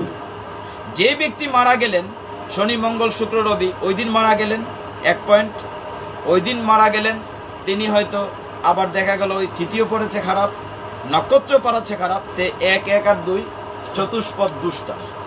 কিংবা দেখা গেল বার ঠিক আছে, হয়তো তিনি সোমবারে দেহ রাখছেন, খারাপ বারে পড়ে নাই, কিন্তু তিথিতে দেখা যায় পড়ে গেছে ষষ্ঠী বা একাদশী, তাহলে তার 1 পাদ দোষ হলো। নক্ষত্রে দেখা গেল পড়ে গেছে আরেকটা, তাহলে 1 আর 2 ত্রিপাদ দোষ হয়েছে। যে ব্যক্তি জানতে চেয়েছিলেন, ওনার দেখা যায় ওই দিন যে তিথিটা ছিল, বার ছিল শনিবার, তাহলে তোমার 1 পাদ দোষ, শনিবারে দেহ রাখছেন। রাত্রে 1টার পরে মারা যাওয়াতে 10টা পর্যন্ত নক্ষত্র টাচ করে না। যে 12টা নক্ষত্র দূষিত, এটা রাত্রে 1টার পর 12টা টাচ করে গেছে, ফলে ওইখানে ওর 2 যোগ হয়েছে, তো 1 আর 2 ত্রিপাদ দোষ হয়েছে। এখন দোষ খণ্ডন করতে ব্রাহ্মণের যে নিয়ম কানুন, এগুলো যজুর্বেদে আছে। যজুর্বেদে এবং জ্যোতির্বিজ্ঞানে বলা হচ্ছে, একদম অনেক অনেক কিছু বলছে, সহজটা বলি। সেইখানে বলা হচ্ছে বিষ্ণু পূজা করতে। বিষ্ণু পূজা বিষ্ণুর মস্তকে তুলসী দিয়ে করতে, এটা সকল পাদের বেলায় দুষ্খণ্ডনের নিয়ম। আর এমন বিষয়টি আমরা আসলে শাস্ত্র মানি না বলে সব বিপদ হয়। বলা হচ্ছে 1 পাদ দোষে মৃতার বাড়িতে আত্মীয় স্বজন 1 মাসের জন্য বাড়ি ছেড়ে থাকতে, দ্বিপাদ দোষ হলে 6 মাসের জন্য বাড়ি ছেড়ে থাকতে, ত্রিপাদ দোষ হলে 1 বছরের জন্য বাড়ি ছেড়ে থাকতে। আবার বলা হয়েছে শাস্ত্রে একটা কঠিন বিষয় আছে, যে ত্রিপাদ দোষ যদি কোনো কারণে পুষ্কর দোষ হয়, পুষ্কর দোষের বেলা আপনার একমাত্র ব্রহ্ম মন্দিরে গিয়ে, ভারতের রাজস্থানে ব্রহ্মার একটা মন্দির আছে, এই ভারতবর্ষে একটা মন্দিরই আছে। আর আমরা কোথায় পিণ্ড দেই? গয়ায়। এখানে গদা ধরে পাতা গয়া দেয়। গয়াতে যারা পিণ্ডদান করে পিতা মাতাকে উদ্ধার করেন, এইখানে একটা খটকা আছে, খটকাটা আজকে ভাঙ্গি। আমার যদি মা মারা যান, বাবা আছেন, আমি পিণ্ডদান করতে যাই, পিণ্ডদান হবে না। আমার বাবা নাই, মা আছেন, মানে 2 জনের 1 জন আছেন, সেই ক্ষেত্রে মৃতার পিণ্ডদান হবে না। মা এবং বাবা 2 জন যদি না থাকেন, তবেই পিণ্ডদান অ্যাকসেপ্টেবল। অনেক গুমর ফাঁস করতেছি, ব্রাহ্মণের আবার একজন জীবিত অবস্থা টাকা পিণ্ডদান হবে না। এখন পুষ্কর ত্রিপাদ দুষ্টা মারাত্মক। পুষ্কর ত্রিপাদ দুষ্টা গয়াতেও পিণ্ডদান করলে হবে না। একমাত্র ব্রহ্ম মন্দির রাজস্থান, ওইখানে যদি পিণ্ডদান করেন তাইলে মুক্তি পাবে। আর যদি পুষ্কর ত্রিপাদ দোষ খণ্ডন না করান, মৃত ব্যক্তি শিবলোকে যাওয়ার আগে তার আত্মীয় স্বজন 2-3 জনকে নিয়ে যাবে, সে একা যাবে। কথাটা বুঝতে পারছেন? ত্রিপাদ দোষ হলে সে একা যাবে না, সে আর 2-3 জন নিয়ে যাবে। এখন কেউ বলতে পারেন যে পঞ্জিকাও দেখলাম না, জানলাম না, পরে দেখলাম ত্রিপাদ দোষ ছিল, কিন্তু আমাদের তো কেউ মরে নাই, আমাদের তো কেউ বাড়িঘর নিচ্ছিন্ন হয় নাই, সংসার ধ্বংস হয় নাই, বৃক্ষরাজি জলে ছাই হয়ে যায় নাই, তাহলে তো আপনার কথা মিলল না। জ্যোতির্বিজ্ঞান উত্তর দিয়েছে। এগুলো সব কঠিন বিষয়, আপনারা বুঝবেন। উত্তর দিয়ে যে অঙ্কটা বলেছিলাম না, যে বারের পয়েন্ট 1, তিথির পয়েন্ট 1, নক্ষত্রের পয়েন্ট 2, অঙ্কটা হচ্ছে এই, যে মনে করেন লোকটা শনিবারে দেহ রেখেছে 1 পয়েন্ট, আপনি খেয়াল দেখেন, ওইটার সাথে আর কোনো দোষ নাই, তার 1 পাদে দোষ মনে করেন, ওইটার সাথে একটা সংখ্যা আছে জ্যোতির্বিজ্ঞানে 35 যোগ করে, 35 আর 1 36, তাকে 3 দিয়ে ভাগ করবেন।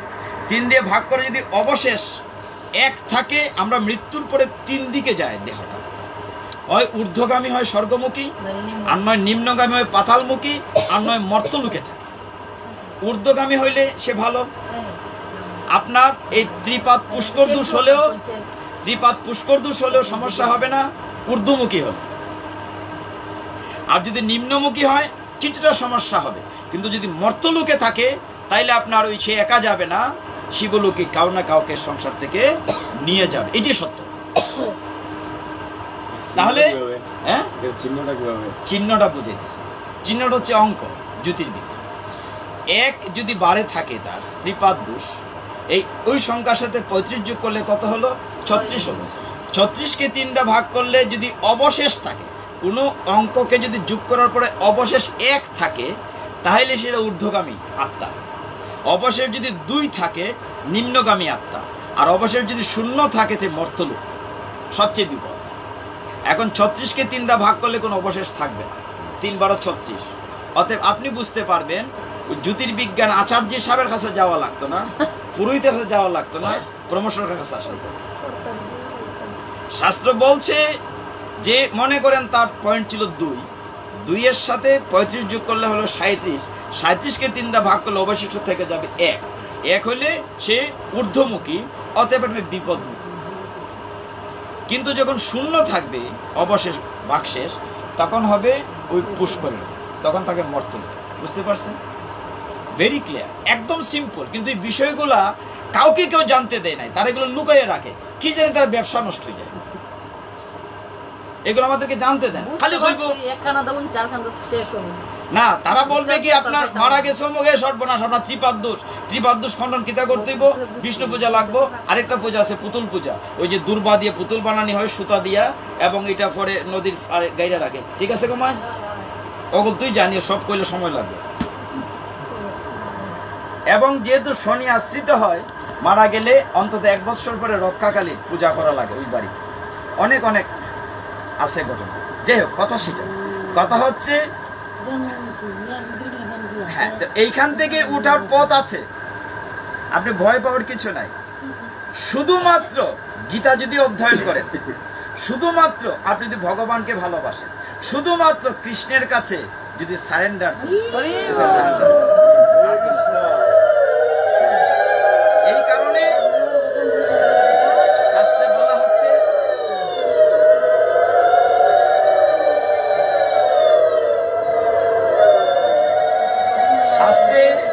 সনাতন শাস্ত্র খুব সুন্দর। আমরা যে শ্রাদ্ধ শান্তি করি, আমরা যজুর্বেদে করি, কেউ সামবেদে করি। ব্রাহ্মণ আর অন্যদের ভিতরে খুব একটি তফাৎ নাই। একটা হয়তো ওম দিয়ে বলা হয়, নম দিয়ে বলা হয়, তাদের জন্য আলাদা একটা পিণ্ডদান থাকে। দেখে নিয়ে আগামীতে সুযোগ থাকলে আলাপ করবেন। তাহলে আমরা 1 পাত 2 পাত 3 পাত দোষ বুঝলাম।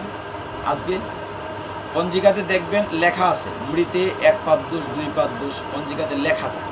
এখন লেখা থাকে ওখানে 1 পাত দোষ 2 পাত দোষ, কিন্তু 1 পাত দোষ কিতা, 2 পাত দোষ কিতা, 3 পাত দোষ কিতা, এটা কেউ কোনোদিন বলে নাই, বলার প্রয়োজন মনে করে। যা হোক, আমরা ওই দণ্ড উৎসবে একটা আলোচনা করতে চেয়েছিলাম। কাল বাদে পরশু একদিন পরে তো দণ্ড উৎসব, রঘুনাথের দণ্ড উৎসব। এটা কোথায় হয়েছিল? বানিহাটিটা কোথায়? আপনার বাড়ির কাছে নেই। পানিহাটিটা পশ্চিমবঙ্গের উত্তর 24 পরগনা জেলায়, কলকাতা থেকে খুব কাছে ট্রেনেও যাওয়া যায়, গঙ্গা নদীর তীর পানিহাটি। কে করেছিলেন? কাকে দিয়েছিলেন? রঘুনাথ দাস গোস্বামী, শ্রীল রঘুনাথ দাস গোস্বামী। রঘুনাথ দাস গোস্বামীর একটু পরিচয় আমরা জানি। আমাদের যে কোনো কাজ আমরা যেটাই করি না কেন, কেন করি, কিভাবে করি, সেটা আমাদের জানা উচিত।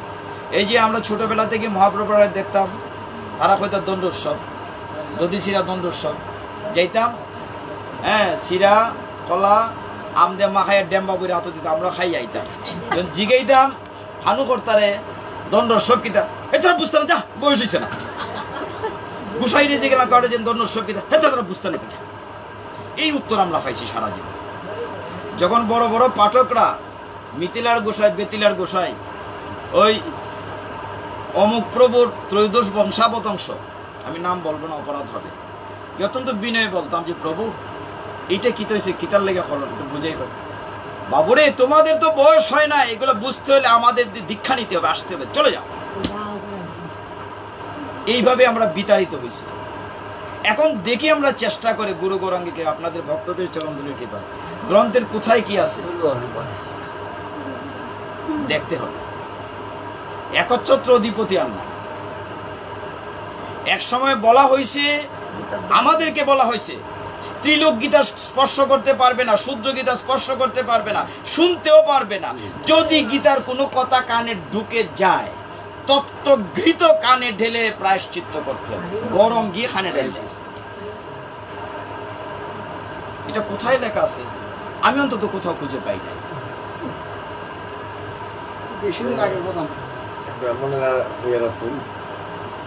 এইভাবে আমাদেরকে চাপিয়ে রাখা হয়েছে। অমৃত, গীতা অমৃত। একটু মন দিয়ে পড়েন, আমার সমস্ত জীবন নির্দেশ গীতায় দেয়া আছে, সমস্ত প্রশ্নের উত্তর গীতায় দেয়া আছে, সমস্ত সমস্যার সমাধান গীতায় দেয়া আছে। একটু পড়েন, ছেলে মেয়েদেরকে উৎসাহিত করেন, গীতামুখী করেন। কিচ্ছুই সাথে যাবে না, ওই স্বীকৃতিটাই আপনাকে ওই ত্রিপাদ দোষ থেকে রক্ষা করবে। কিছুই রক্ষা করতে পারবে না। বর্তমান সর্বশেষ আচার্যদের সিদ্ধান্ত হলো, এই যে বিষ্ণু পূজা, কালী পূজা ইত্যাদি ইত্যাদি ত্রিপাদ দোষে বলা হয়েছে, সর্বশেষ সিদ্ধান্ত হলো কালী পূজা, দুর্গা পূজা, চণ্ডী পাঠ কিচ্ছু লাগবে না, শুধু বিষ্ণু পূজা করলে। সর্বশেষ সিদ্ধান্ত। যদি কোনো পুরোহিত একাধিক পূজার কথা বলে, বলবেন না, সর্বশেষ সিদ্ধান্ত হচ্ছে শুধু বিষ্ণু। এখন এই যে পেছনের কথা, দণ্ড মহোৎসব, ছিল রঘুনাথ দাস গোস্বামী, ভগবানের স্বর গোস্বামীর অন্যতম মহাপ্রভুর পার্শ্বদ। তিনি কি করে পার্শ্বদ হলেন এখন দেখেন। এখন একটা শিকার আছে দণ্ডোৎসবে, ত্যাগ। মাতাজি এত সোজা না। ওই যে আমরা বলি ভাগবত শ্রবণ সকলেই করতে পারে, ত্যাগ করতে হবে। কে ত্যাগ করেছিলেন? পরীক্ষিত মহারাজ সমস্ত রাজ্য ত্যাগ করে গিয়েছিলেন এক বস্ত্রে গঙ্গা তীরে, যখন জানতে পেরেছিলেন মাত্র 7 দিন আইবাস। আমরা কিন্তু জানি না 7 মিনিট না 7 সেকেন্ড আইবাস, কিন্তু এরপরও আমরা ত্যাগ করতে পারি না। খাফরটুই দিই না, একটু ফুরানোই লোক দিলাইতাম যে খাজের বেটি রাখাটা ফিঙ্গাল হই। সমস্ত ত্যাগ উদাহরণটি হচ্ছে একইভাবে ছিল রঘুনাথ দাস গোস্বামীর জীবনে। তিনি কে ছিলেন জানেন? তিনি ছিলেন জমিদারের ছেলে। তার বাবার নাম ছিল গোবর্ধন দাস, যেটার নাম ছিল রোহিণী। এরা দুই হিরণ্য আর গোবর্ধন 2 ভাই। 7 গ্রামের জমিদার ছিলেন পশ্চিমবঙ্গে।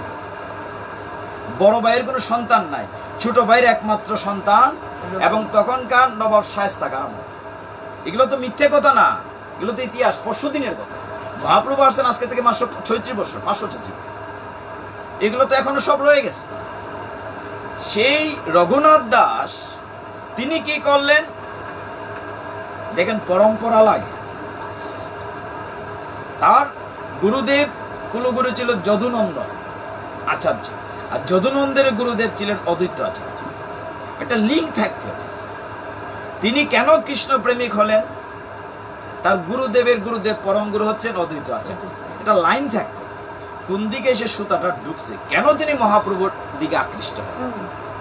রঘুনাথ দাসের পিতা গোবর্ধন তাকে যখন লেখাপড়া করে বড় করলেন, এত বড় রাজা তারা ছিলেন, বৎসরে তাদের আয় ছিল 12 লক্ষ স্বর্ণ মুদ্রা।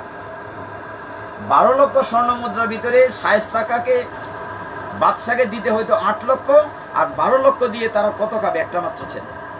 12 লক্ষ স্বর্ণ মুদ্রা বার্ষিক আয়। তিনি ছোটবেলা থেকে কৃষ্ণ প্রেমিক।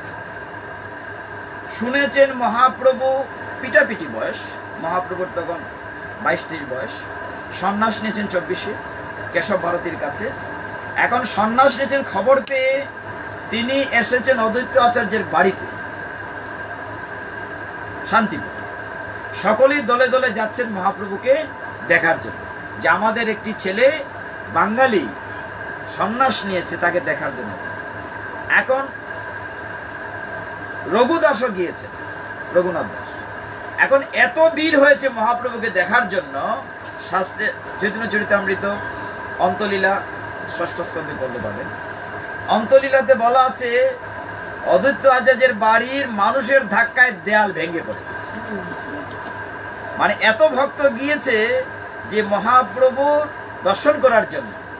এখন এই ইয়াং ছেলেটি রঘুনাথ দাস মহাপ্রভুর কাছে পৌঁছবি শত শত মানুষ, কিন্তু তার একটা পাস ছিল ভিআইপি পাস। কেন? অদ্বৈত আচার্য তারে খবর দিয়ে পাঠিয়েছে। ওই যে লিঙ্কটা বলছে, অদ্বৈত আচার্য তাকে ডেকে নিয়ে আসে, পিছন থেকে দেখে, এইদিকে আসো, এসে একবার সুজা এনে মহাপ্রভুর চরণ। কোথায় তাকে এনে ফেলে দিছে? মহাপ্রভুর চরণ। মহাপ্রভুর দিব্য আলোকিত রূপ দেখে রঘুদাসের আর পলক করে না। স্বয়ং ভগবান তার সামনে। এত প্রেম হয়েছে, ভগবানের চরণ আস্বাদন করে চরণ ধুলো মাথায় নিয়ে মহাপ্রভু তাকে রেখে দিয়েছেন, এবং মহাপ্রভু প্রতিদিন প্রসাদ পেতেন, তার উচ্ছিষ্ট দিতেন রঘুনাথ দাস। কতটুকু কৃপা হয়? কৃপা হলো না? এখন ওইখান থেকে যখন মহাপ্রভু চলে যাচ্ছেন, বৃন্দাবনে যাবেন বলে, এখানে লীলাটা দেখেন, বৃন্দাবনে যাবেন, কিন্তু নিত্যানন্দ প্রভু পদ ভোলাইয়া মহাপ্রভুকে আবার অদ্বৈত প্রভুর এখানে শান্তিপুরে নিয়ে আসলেন। ছেলে মেয়েদেরকে নদীর নিচে বসাই রাখলেন, উত্তরকে দক্ষিণ বলে উল্টা পাল্টা। যে বৃন্দাবন কোন দিকে তাদের বলেছেন, সবাইকে বলছেন দক্ষিণ দিকে। ঘুরে তিনি ওই যে তার যে শিলা পাঠশালা থেকে ঘুরে তিনি উল্টো আবার নবদ্বীপে চলে আসলেন। ভাবলেন সেটি বৃন্দাবন, এবং যমুনা ভেবে কিন্তু গঙ্গায় তিনি আত্মাহুতিও দিয়েছিলেন। কারণ সব জায়গায় কৃষ্ণ দেখতেন। মহাপ্রভু তো রাধার প্রেমে বিভূর থাকে, এটা বলার অনেক সময় লাগে। আমি এই পানিহাটিতে আসি, সেইখানে রঘুনাথ দাস যখন মহাপ্রভুর কাছ থেকে বাড়িতে ফিরে আসলেন, মানে বাবার বাড়িতে জমিদারিতে এসে আর কোনো কাজে তার মন বসে না। কখন মহাপ্রভুর কাছে আবার দেখা, কখন মহাপ্রভুর আবার চরণ পাবে, তার ভিতরে খালি এইটাই, চোখের নয়ন জল পড়ে উদাসীন। এখন মা বাবা তো চিন্তা পড়ে গেছেন, আমাদের একটি মাত্র ছেলে, এত বড় জমিদারি কে দেখবে? এখন আমরা তো একটা সমাধানই শিখছি, ছেলে মেজন বাইর মুখদের বিয়া করাইলাম, তাহলে যদি বউয়ে তারে বাইন্ধে রাখতে পারে। তারা মা বাবা এই সিদ্ধান্ত নিয়ে সমস্ত দেশ ঘুরে অপ্সরা সম বলা হচ্ছে এত সুন্দরী একটা মেয়ের সাথে তার বিয়ে দেওয়া। বিয়ের ফলে হলো কি, যেও রঘুদাস আগে রাত্রে ঘরে থাকতো, দিনে এখন যেমন থাকে, রাত্রে আর ঘরেই থাকে। যে বাবা তুমি আমাকে আরো বাঁধতে চেয়েছো একটার পর একটা, তার তো মহাপ্রভু, মানে পদে মহাপ্রভু মহাপ্রভু মহাপ্রভু, কালী মহাপ্রভু নয়নে স্বপনে শয়নে কালী মহাপ্রভু। তিনি রাত্রে আর স্ত্রী সঙ্গ করবেন কি, তিনি রাত্রে আরো ওইখানে সেখানে শুয়ে থাকেন। 2-3বার পালিয়ে যাওয়ার চেষ্টা করলেন, যে কি করে মহাপ্রভুর সাথে, তখন প্রহরী দিয়ে রাখা হলো। জমিদার তাকে গার্ড দিল, সিকিউরিটি গার্ড, লাঠিয়াল দিল, সে তো পালিয়ে না যায়। 2-3বার ধরা পড়ে ফিরে আসলো। তার মা অস্থির হয়ে বললেন, তাকে বেঁধে রাখা যাচ্ছে না, তাকে রাখা যাচ্ছে না, তাকে এখন শিকল দিয়ে বেঁধে রাখো। বাবা গোবর্ধন জ্ঞানী লোক ছিলেন, তিনি বললেন তার স্ত্রীকে, কুবেরের মতো ধন, ইন্দ্রের মতো ঐশ্বর্য, আর অপ্সরার মতো স্ত্রী যাকে বেঁধে রাখতে পারে নাই, অতএব তাকে শিকল দিয়ে বেঁধে রাখা যাবে না। এটা তার বাবার কথা, কিন্তু কুটে সন্দেহ চৈতন্য চরিতামৃতে লিখে আছে। ইন্দ্রের মতো ঐশ্বর্য, ধন দৌলতের অভাব নাই, মানুষ তো এটার জন্য লালায়িত, সুন্দর স্ত্রীর জন্য, কামিনী কাঞ্চনের লালায়িত। এই দুইটা জিনিস দিয়েও যখন তাকে আটকানো গেল না, অতএব শিকল দিয়ে বেঁধে তাকে রাখা যাবে না। ছেলে অস্থির। কিছুদিন পরে খবর পাওয়া গেল, তিনি যখন মহাপ্রভুর সাথে দেখা করেছিলেন অদ্বৈত প্রভুর, তখন একটু জায়গা বলতে ড্রপ করেছে। মহাপ্রভুর কাছে প্রণাম করার পর যেদিন ফিরে আসলেন, মহাপ্রভু তাকে বলেছিলেন, হে রঘুদাস, তুমি খুব শীঘ্রই উদ্ধার পাবে। লাইনটা বলেছিলেন, অন্তরে বৈরাগ্য রাখো। মানে অন্তরটা কি রাখতে হবে? অন্তরে বৈরাগ্য রাখো, বাইরে লোকাচার, অচিরাত কৃষ্ণ তোমায় করিবে উদ্ধার। মানে খুব শীঘ্রই তোমাকে কৃষ্ণ উদ্ধার করবে। দ্বিতীয়বার দেখা হয়, ওই যে ঘুরে এসেছিলেন, বৃন্দাবন ভেবে নবদ্বীপে ঘুরে নিয়ে আসছিলেন, তখন আবার দেখা করতে গিয়েছিলেন, তবে সিকিউরিটি গার্ড সহ। তখন তার মনের কষ্টটা মহাপ্রভু বুঝতে পেরেছেন, বুঝতে পেরে আশীর্বাদ করেছিলেন যে অন্তরে বৈরাগ্য রাখো আর বাহিরে লুকাচার।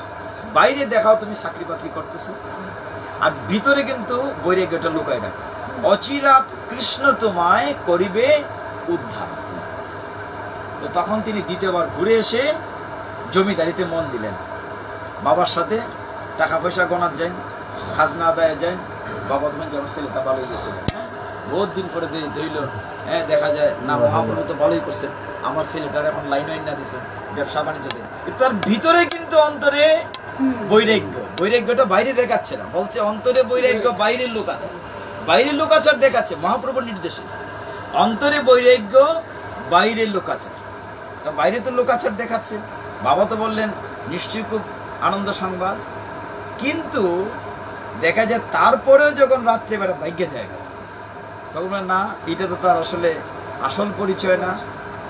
তিনি এতটাই অস্থির হয়েছে যে কৃষ্ণ বলছেন, মহাপ্রভু বলছেন যে কৃষ্ণ আমাকে করিব উদ্ধার। কই, কৃষ্ণ তো এখনো আসে না, আমাকে তো উদ্ধার করে না। এইটা চিন্তা করে তার ভিতরে যে জ্ঞান আসলো, তিনি চিন্তা করলেন না, কৃষ্ণ এসে তো উদ্ধার করবে। কৃষ্ণের কাছে সরাসরি আমরা যেতে পারি না, যেতে গেলে গুরু মাধ্যমে যেতে হবে। দেখেন জায়গায় আছে। তাইলে মহাপ্রভু কার সম্পদ? নিত্যানন্দের সম্পদ। লাইনটা কি যেন, লাইনটা কি যে ধরো নিত্যানন্দের পায় রাধাকৃষ্ণ, একটা কথা আছে না, কথাটা কি ছিল? কথাটা হচ্ছে হেন নিতাই বিনে ভাই রাধাকৃষ্ণ পেতে নাই, দৃঢ় করি ধরো নিতাই। হেন নিতাই বিনে ভাই রাধাকৃষ্ণ পেতে নাই। রাধাকৃষ্ণ কে? মহাপ্রভু। দুই অঙ্গে এক তো, বাইরে রাধা ভিতরে কৃষ্ণ। হেন নিতাই বিনে ভাই রাধাকৃষ্ণ পাইতে নাই, দৃঢ় করি ধরো নিতাই পাই। যখন এটা তার মনে হলো, তখন তিনি চিন্তা করলেন যে নিত্যানন্দকে আমার খুশি করতে হবে, তবেই আমি কৃষ্ণের দেখা পাবো এবং আমাকে উদ্ধার। দুইবার দেখো, একবার ফিরাই দিল না মহাপ্রভু, যাইতো ফিরাই ফিরাই দিতে। তখন তিনি দণ্ডটা দিছে। তখন তিনি খবর পেলেন, খবর পেলেন কি, এবং এগুলো কিন্তু লোক শিক্ষা, যে অল্প বয়সেই তুমি যাবে না, তোমার আরেকটু সময় পরে আসো। কেন? তোমার কামনা বাসনার বয়সটা রয়ে গেছে। তুমি ছেড়ে আসলে, আসার পরে যদি আবার কামনা জায়গাতে ফিরে যাবে, এটা বরঞ্চ মানুষে দেখলে অসুন্দর হবে। বরঞ্চ তুমি ওই কোর্সটা শেষ করে আসো, এটা শিক্ষা দিয়েছেন। যা হোক, তখন খবর পেলেন নিত্যানন্দ প্রভু পানিহাটিতে এসেছেন। খবর পেয়ে এই সময়টাতে, মানে আগামীকালের পরের যে দিন, নিত্যানন্দ প্রভু এসেছেন। ওই যে চৈতন্য চরিত্রামৃতে বলেছেন যে ধরো নিতাইর পায়, তিনি কি করলেন? এখন মহাপ্রভু তার চিন্তা চেতনায়, মহাপ্রভুকে তিনি জয় করে নিয়ে গেছেন। সম্পদটা কার ছিল? নিত্যানন্দ প্রভু। এখন আমার সম্পদ যদি নিয়ে যায় কেউ, তাহলে সে আমার কাছে চুর হলো। এবং ভগবানের জিনিস ভগবানকে নিবেদন না করে খাওয়ার মানে কি? চুরির জিনিস খাওয়া। গীতায় বারবার বলা হচ্ছে, তুমি যা খাবে, যা পূজা হোম করো, যাই করো, ইয়ত করো সিয়ত নাসি, ভগবানকে নিবেদন করে খাও, নাহলে তুমি চুরির জিনিস খাও। তো তিনি খবর পেলেন, তখন বাবাকে বললেন, বাবা আমি নিত্যানন্দ প্রভুর সাথে দেখা করতে যাব। বাবা অনুমতি দিলেন, সাথে লোক লস্কর দিলেন, উপহার দিলেন, নৌকা বুঝাই করে নদীপথে যাবেন। নদীপথে যাবেন, নৌকা বুঝাই করে সোনা রূপা ধন দৌলত পাইক পেয়াদা দিয়ে দিলেন সাথে। এখন তিনি যে যাবেন, এই জায়গাটা সুন্দর। নদীতে যখন গেলেন, গিয়া থেকে নদীর তরে যে কদম্ব বৃক্ষটা, ঘাটলাটা নাই, এখানে একটা ঘাট ছিল। মহাপ্রভু ভূমিকম্পের 2005 সালে বোধহয় ভূমিকম্পটা নষ্ট হয়ে গেছে, কিন্তু গাছটি আছে। যে গাছের নিচে বসে দেখলেন, দূর থেকে দেখলেন একটা সূর্য বলছে শত শত সূর্যের আলো। মানে নিত্যানন্দ প্রভু বসে আছেন গাছের গোড়াতে, আর চারদিকে ভক্তরা পরিবৃত, ভক্তরা বসে, যে তার মধ্যে যেন সূর্যের আলো, মানে নিত্যানন্দ প্রভুকে বলা হচ্ছে সূর্যের আলো, সূর্যের আলোকিত ভক্তরা বসে আছে। দূর থেকে রঘুনাথ গোস্বামী তিনি দূর থেকে দেখেই আপ্লুত হয়ে গেলেন, এত ভক্ত। তিনি নৌকা থেকে নেমে কাছে যান নাই, মানে দূর থেকে অষ্টাঙ্গে মাটিতে পড়ে প্রণাম করলেন। দেখেন কত বড় জমিদারের ছেলে, অহংকার কি আছে? না, ধন দৌলতে তার অভাব আছে? তিনি গিয়েছেন আসল ধনের খোঁজে। অষ্টাঙ্গে প্রণাম করে কেউ দেখে না, নিত্যানন্দ ঠিকই দেখছেন। তিনি তার ভক্তদেরকে বলছেন, এটা চুর, চুরে ধরে নিয়ে আসা। নিত্যানন্দ প্রভু কিন্তু তাকে চুর বলছে। এত সুন্দর চৈতন্য চরিতামৃতে অন্তলীলা লিখা আছে যে একটা চুর, ওকে নিয়ে আসো। নিয়ে এসে বলাতে তিনি কি করলেন, সকলে তাকে ধরে নিয়ে আসলো। দেখেন নিত্যানন্দ প্রভু কিরকম কৃপা করেছে। নিত্যানন্দ প্রভু দুইজনকে কৃপা করেছে। নিত্যানন্দ তাকে যখন ধরে নিয়ে আসলো রঘুনাথ গোস্বামীকে, তখন নিত্যানন্দ প্রভু তার মাথার উপরে পা চেপে ধরলেন। কত বড় কৃপা, চিন্তা করছি। আমরা তো দণ্ড মনে করি শাস্তি, এটা ভক্তদের দণ্ড কি, কিন্তু দণ্ড মানে কৃপা। ভগবান দণ্ড দিল মানে কৃপা। ওই যে শিশুপালকে মেরে ফেললেন, দেখেছেন আত্মাটা এসে ভগবানে মিলে গেছে, উদ্ধার করেছেন। পুতনাকে মেরেছেন মানে উদ্ধার করেছেন, শিশুপালকে মেরেছেন উদ্ধার করেছেন। তারপরে এই যে ভীমের নাতি বারবারিককে মেরেছেন কৃষ্ণ নিজে, তাকে উদ্ধার করেছেন। বারবারিক তো একমাত্র, বারবারিকের কাঠামাতা এই গীতা শুনেছিল, টেলিকাস্ট করেছিল, রেকর্ড বারবারিক করেছিল। আপনি জানেন বোধ হয়, বারবারিক করেছে। তো সেইখানে ভগবান দণ্ড দিচ্ছেন মানে কি, তার কৃপা করেছেন। বললেন চোরটাকে আমার কাছে নিয়ে আসো। এই নিত্যানন্দ প্রভু আরেকজনের আঘাত করেছিলেন বুকে, মনে আছে আপনাদের? আরেকজনকে বুকে পদাঘাত করেছিলেন। এখানে আছে, তো ছোট লেখা পড়তে পারি না। যাই নিত্যানন্দ প্রভু দুইজনকে কৃপা করেছিলেন। তো এই গোস্বামী প্রভুপাদকে মাথায় পা দিয়ে ধরলেন, বললেন যে চোরকে বললেন যে তুমি বাধা দিলে ঘুরে আসো, আর তুমি চুরি করেছো। দুটি বিষয়, কি চুরি করেছো? মহাপ্রভু ছিল আমার ধন, তুমি মহাপ্রভুকে নিয়ে, অতএব তোমার দণ্ড হওয়া উচিত। দণ্ড মানে পানিশমেন্ট। এখন একজন মার্ডার কেসের আসামিরে ফাঁসি বা স্বাভাবিক না যাবজ্জীবন, তারা যদি হয় তোমার 1 মাসের জেল দিলাম, তাহলে তো কিছুই না থাকে। তাকে বলেন যে প্রভু বলতে, রঘুনাথ দাস বলছে, প্রভু আপনি আদেশ করেন কি দণ্ড? দণ্ড হচ্ছে আমার যারা ভক্তবৃন্দ আছে এখানে সকলকে দধি চিরা খাওয়াতে হবে, এইটাই তোমার দণ্ড। বেটা জমিদারের ছেলে, এইটা দণ্ড তো কিছুই না তার কাছে। মানে এত মহাখুশি হয়েছে। দণ্ড উৎসব রঘুনাথ দাস কি করলেন, তার সাথেও তো নৌকা বুঝেই করা, সোনার উপর টাকা পয়সার অভাব নাই। সকলকে চারদিকে কবর করলেন, উৎসব উৎসব, দধি উৎসব, চিরা দধি উৎসব, দণ্ড উৎসব। যত লোক লস্কর আছে, যার বাড়িতে পাও চিরা, দুধ, দধি, কর্পূর, চাপা কলা, এগুলো নিয়ে আসো। চারদিকে ঢুল পড়ে গেল, আসতেই শুরু হলো, মানে পাহাড়ের মতো। এখানে মাটির পাত্রতে দধি আসলো, মাটির পাত্রতে ঘি আসলো, কর্পূর আসলো, ঘন দুধ আসলো, ক্ষীরের মতো, কয়েক প্রকার আছে। এই জায়গাটা আপনার জানার জন্য এখন বলবো যে ভোগটা যে দেওয়া হবে 2 রকম আছে। এগুলো হচ্ছে সূক্ষ্ম তথ্য, এইগুলা ওই মহাপ্রভু তারা বলবে না। 2 রকম ভোগ দেয়। তখন একরকম ভোগ আমরা চিরা তো জলে ভিজাই, চিরা ভিজানো হলো তপ্ত দুধে, মানে ফুটন্ত দুধ, গরম দুধের ভিতরে চিরা দেওয়া হয়। এটা হলো এক ডিজাইন। এইটার সাথে দেওয়া হলো দুধের সাথে কলা, চিনি, দই মাখানো হলো। আরেকটা, এই চিরাটিকে ঘন দুধ দিয়ে, মানে ক্ষীর ঘন দুধ দিয়ে মাখানো হলো। সেইখানে কলা, চিনির সাথে দেওয়া হলো ঘি এবং কর্পূর। 2 রকম ভাবে মাখানো। প্রত্যেকের হাতে 2টি পাত্র দেওয়া হলো, আর প্রত্যেকের হাতে আলাদা আলাদা বড়ে দেওয়া হলো। সবাই যখন চারদিকে ব্রাহ্মণ, ক্ষত্রিয় যারা আছেন, আগে কিন্তু উৎসব বলে আমার ব্যাপক ভিড় হতো, উৎসব হচ্ছে, সকলেই হাজার হাজার লোক আসতে লাগলো। তার তো অভাব নাই, আয়োজন করতেই লাগলো দণ্ড উৎসব। তখন নিত্যানন্দ প্রভু মহাপ্রভুর সাথে কানেকশন হতো যে তুমি একা একা দণ্ড উৎসব নিচ্ছ আমার ভক্ত দ্বারা, আমাকে না ডেকে। তখন মহাপ্রভুকে ডাকলেন ওই উৎসবে। দণ্ডস্বরূপ। কোন ভক্ত দেখিবারে পায়, এটা লেখা আছে চমৎকার। এখন ওইখানে কিন্তু মহাপ্রভু এসছেন, দেখছেন দুইজন, নিত্যানন্দ প্রভু আর রঘুনাথ গোস্বামী। ঘটনাটি দেখেন, নিত্যানন্দ প্রভু ওই পাত্র থেকে একটা জোড়া মহাপ্রভুকে দিচ্ছেন, মহাপ্রভু একটা জোড়া নিত্যানন্দ প্রভুকে দিচ্ছেন। ওই পাত্র থেকে একটা নিত্যানন্দ প্রভুকে দিচ্ছেন, নিত্যানন্দ প্রভু মহাপ্রভু দিচ্ছেন। এই লীলাটি কেউ দেখছে না, তারা দুইজন ছিল মহাপ্রভু। তারপরে লীলাটি আরো সুন্দর, যত ভক্ত ছিল সবার পাত্র থেকে দেখে একটা একটা গ্রাস চলে যাচ্ছে। মানে সব ভক্তের পাত্র থেকে, শত শত ভক্তের পাত্র থেকে যদি 200 লোক হয় তাহলে 400 গ্রাস প্রত্যেকের কাছ থেকে সব ভক্তদের উচ্ছিষ্ট মহাপ্রভুর মুখে আর নিত্যানন্দর মুখে সবার পাত্র থেকে একটা একটা করে প্রসাদ, মানে চিরা উৎসব যাচ্ছে।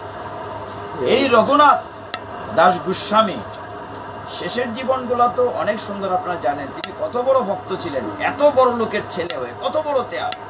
তিনি যখন মহাপ্রভু তাকে ফেলে চলে যান, করে নিয়েছিলেন, যখন 500 ষড় গোস্বামীর অন্যতম পিতামাতা তাকে রাখতে পারে না, সুন্দরী স্ত্রীটাকে রাখতে পারে না, তিনি যখন তার দলে ভর্তি হয়ে গেলেন, নীলাচলে গেলেন, বিভিন্ন জায়গায় গেলেন, তখন দেখা গেল যে রঘুনাথকে দণ্ড দিলেন, তোমাকে খাবার দেওয়া যাবে না, তুমি খাবে না, খাবার পাবে না।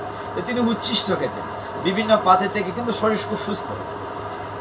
একবার দেখা গেল কি যে তিনি তাতে খাবার টাবার কিছুই নাই, কোনো খাবার দিচ্ছে না। আনন্দবাজার পুরীতে তো জানেন যে ভগবানের প্রসাদ বিক্রি হয়, ভগবানের জগন্নাথের প্রসাদ। এখন প্রসাদ জগন্নাথের পুরীতে যারা গিয়েছেন, প্রসাদ কিন্তু একটা গ্লাসেই মাটা সকলেই খায়, তারা ভুল বলে। ইসকনের প্রেসিডেন্ট যে গ্লাস দেখায়, আমি ওই গ্লাস দিই, তার মানে কি উচ্ছিষ্ট হয় না। জগন্নাথের প্রসাদ কখনো উচ্ছিষ্ট না, একই খোলা পাতাতে কুকুরে খায় মানুষ, উচ্ছিষ্ট হয়। সেইখানে প্রসাদ বিক্রি হয় আনন্দবাজারে। জগন্নাথের বুক দেওয়ার পরে বুকটি চলে যায় বিমলা দেবীর কাছে, বিমলা দেবীর পরে আনন্দবাজারে আসে। তখন এই বুকটি যখন বিক্রি হয়, যখন যেদিনে অন্নপ্রসাদটি বিক্রি হয় না, থেকে যায়, ওইটা ফেলে দেয়, ওইটা গরু খায়, পচা টচা ফ্যান ভাত গরু খায়। রঘুনাথকে গোস্বামীকে বলা হলো, তোমাকে তো 3-4 দিন 7 দিন ধরে কেউ খাবার দিচ্ছে, তুমি তো স্বাস্থ্য তুমি কি খাও? বলে প্রভু আপনার প্রসাদ পাই। বলে প্রসাদ তো সকলকে বন্ধ করে দেওয়া হয়েছে, তুমি কোথায় প্রসাদ পাও? আমাদের কি দিবে? মহাপ্রভু কি বলছে, আস্বাদন তুমি একা করবে, কোথায় প্রসাদ পাও? ভগবান তো সবই জানে, কিন্তু ভক্তের মহিমা প্রচার করার জন্য দেখা গেল যে অন্ন গরুও খায় না, পচে গেছে, মানে আনন্দবাজারে বিক্রির পরে পচে গেছে, এটা ফেলে দিচ্ছে সুইটালে, যেখানে ফেলে দেয় অন্ন পচে গেছে, সেই অন্ন তুলে গরু যেটা খায় না, সেটা ভালো করে ধুয়ে আস্বাদন করছেন। তিনি জমিদারের ছেলে, একটু ভেবে দেখুন এই বিষয়টুকু চিন্তা করেন। যিনি সোনার চামচে মুখে দিয়ে জন্ম নিয়েছেন, যার কিচ্ছু অভাব ছিল না, কত বড় ভক্ত হলে ভগবানের কাছে কতটুকু আত্মসমর্পিত হলে ড্রেইনের ময়লায় ফেলে দেওয়া পচা অন্ন যেটা গরুও খায় না, সেই অন্ন তুলে তিনি অমৃত আস্বাদন করছেন, সেই অন্ন তুলে আস্বাদন করছেন ভগবানের প্রসাদ। আমরা কি পারি? একটু বাসি প্রসাদ আমরা খাই, খেতে পারি না, একটু বাসি।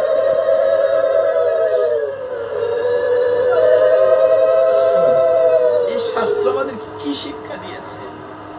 আমাদের অহংকার, আমার মাথা নত করে দাও হে তোমার চরণ ধুলার করে, রবীন্দ্রনাথ বলেছেন, আমার মাথা নত করে দাও। আমরা কতটুকু অহংকার নিয়ে থাকি। জমিদারের একমাত্র উত্তরাধিকারী তিনি কিনা ড্রেইনের পচা অন্ন যেটা গরু খায় না, সেইটা তুলে খাচ্ছে। মহাপ্রভু একদিন জিজ্ঞাসা করতে, নিত্যানন্দ প্রভু, এই রঘুনাথ তুমি এত আস্বাদন কোথায় পাও, আমাকে দেবে না? বলে প্রভু এটা তো আপনাদেরকে দেয়া যাবে না, এটা আপনাদের জন্য না, আমাকে দেখাও কোথায় আছে।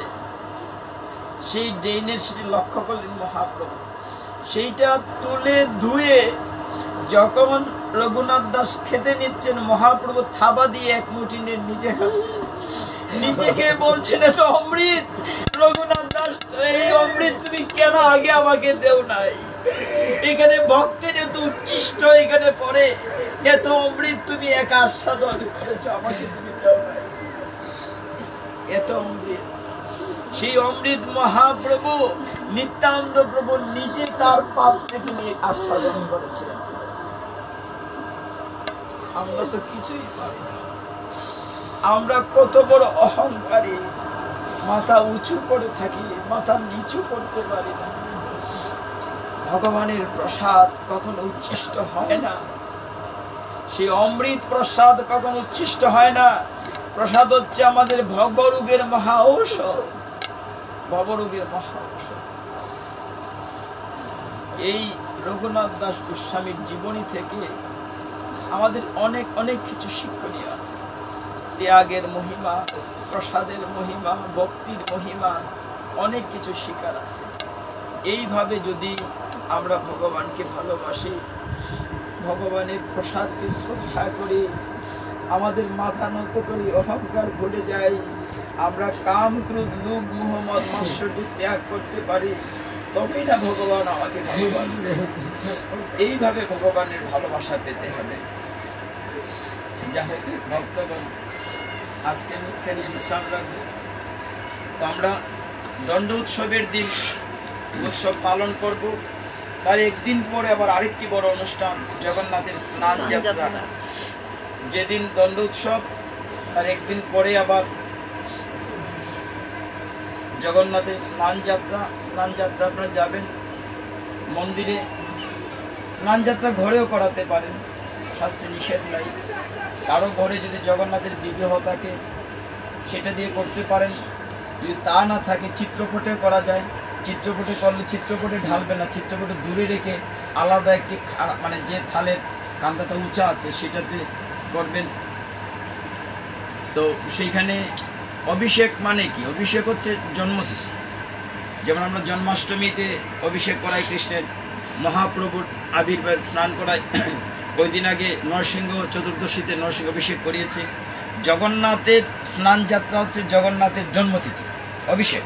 এই দিন জগন্নাথ প্রকট হয়েছিলেন দারু ব্রহ্মরূপে, সেই দিন অভিষেক করাবেন। অভিষেক দর্শন করা খুব পুণ্যের কাজ, অভিষেক করাবেন।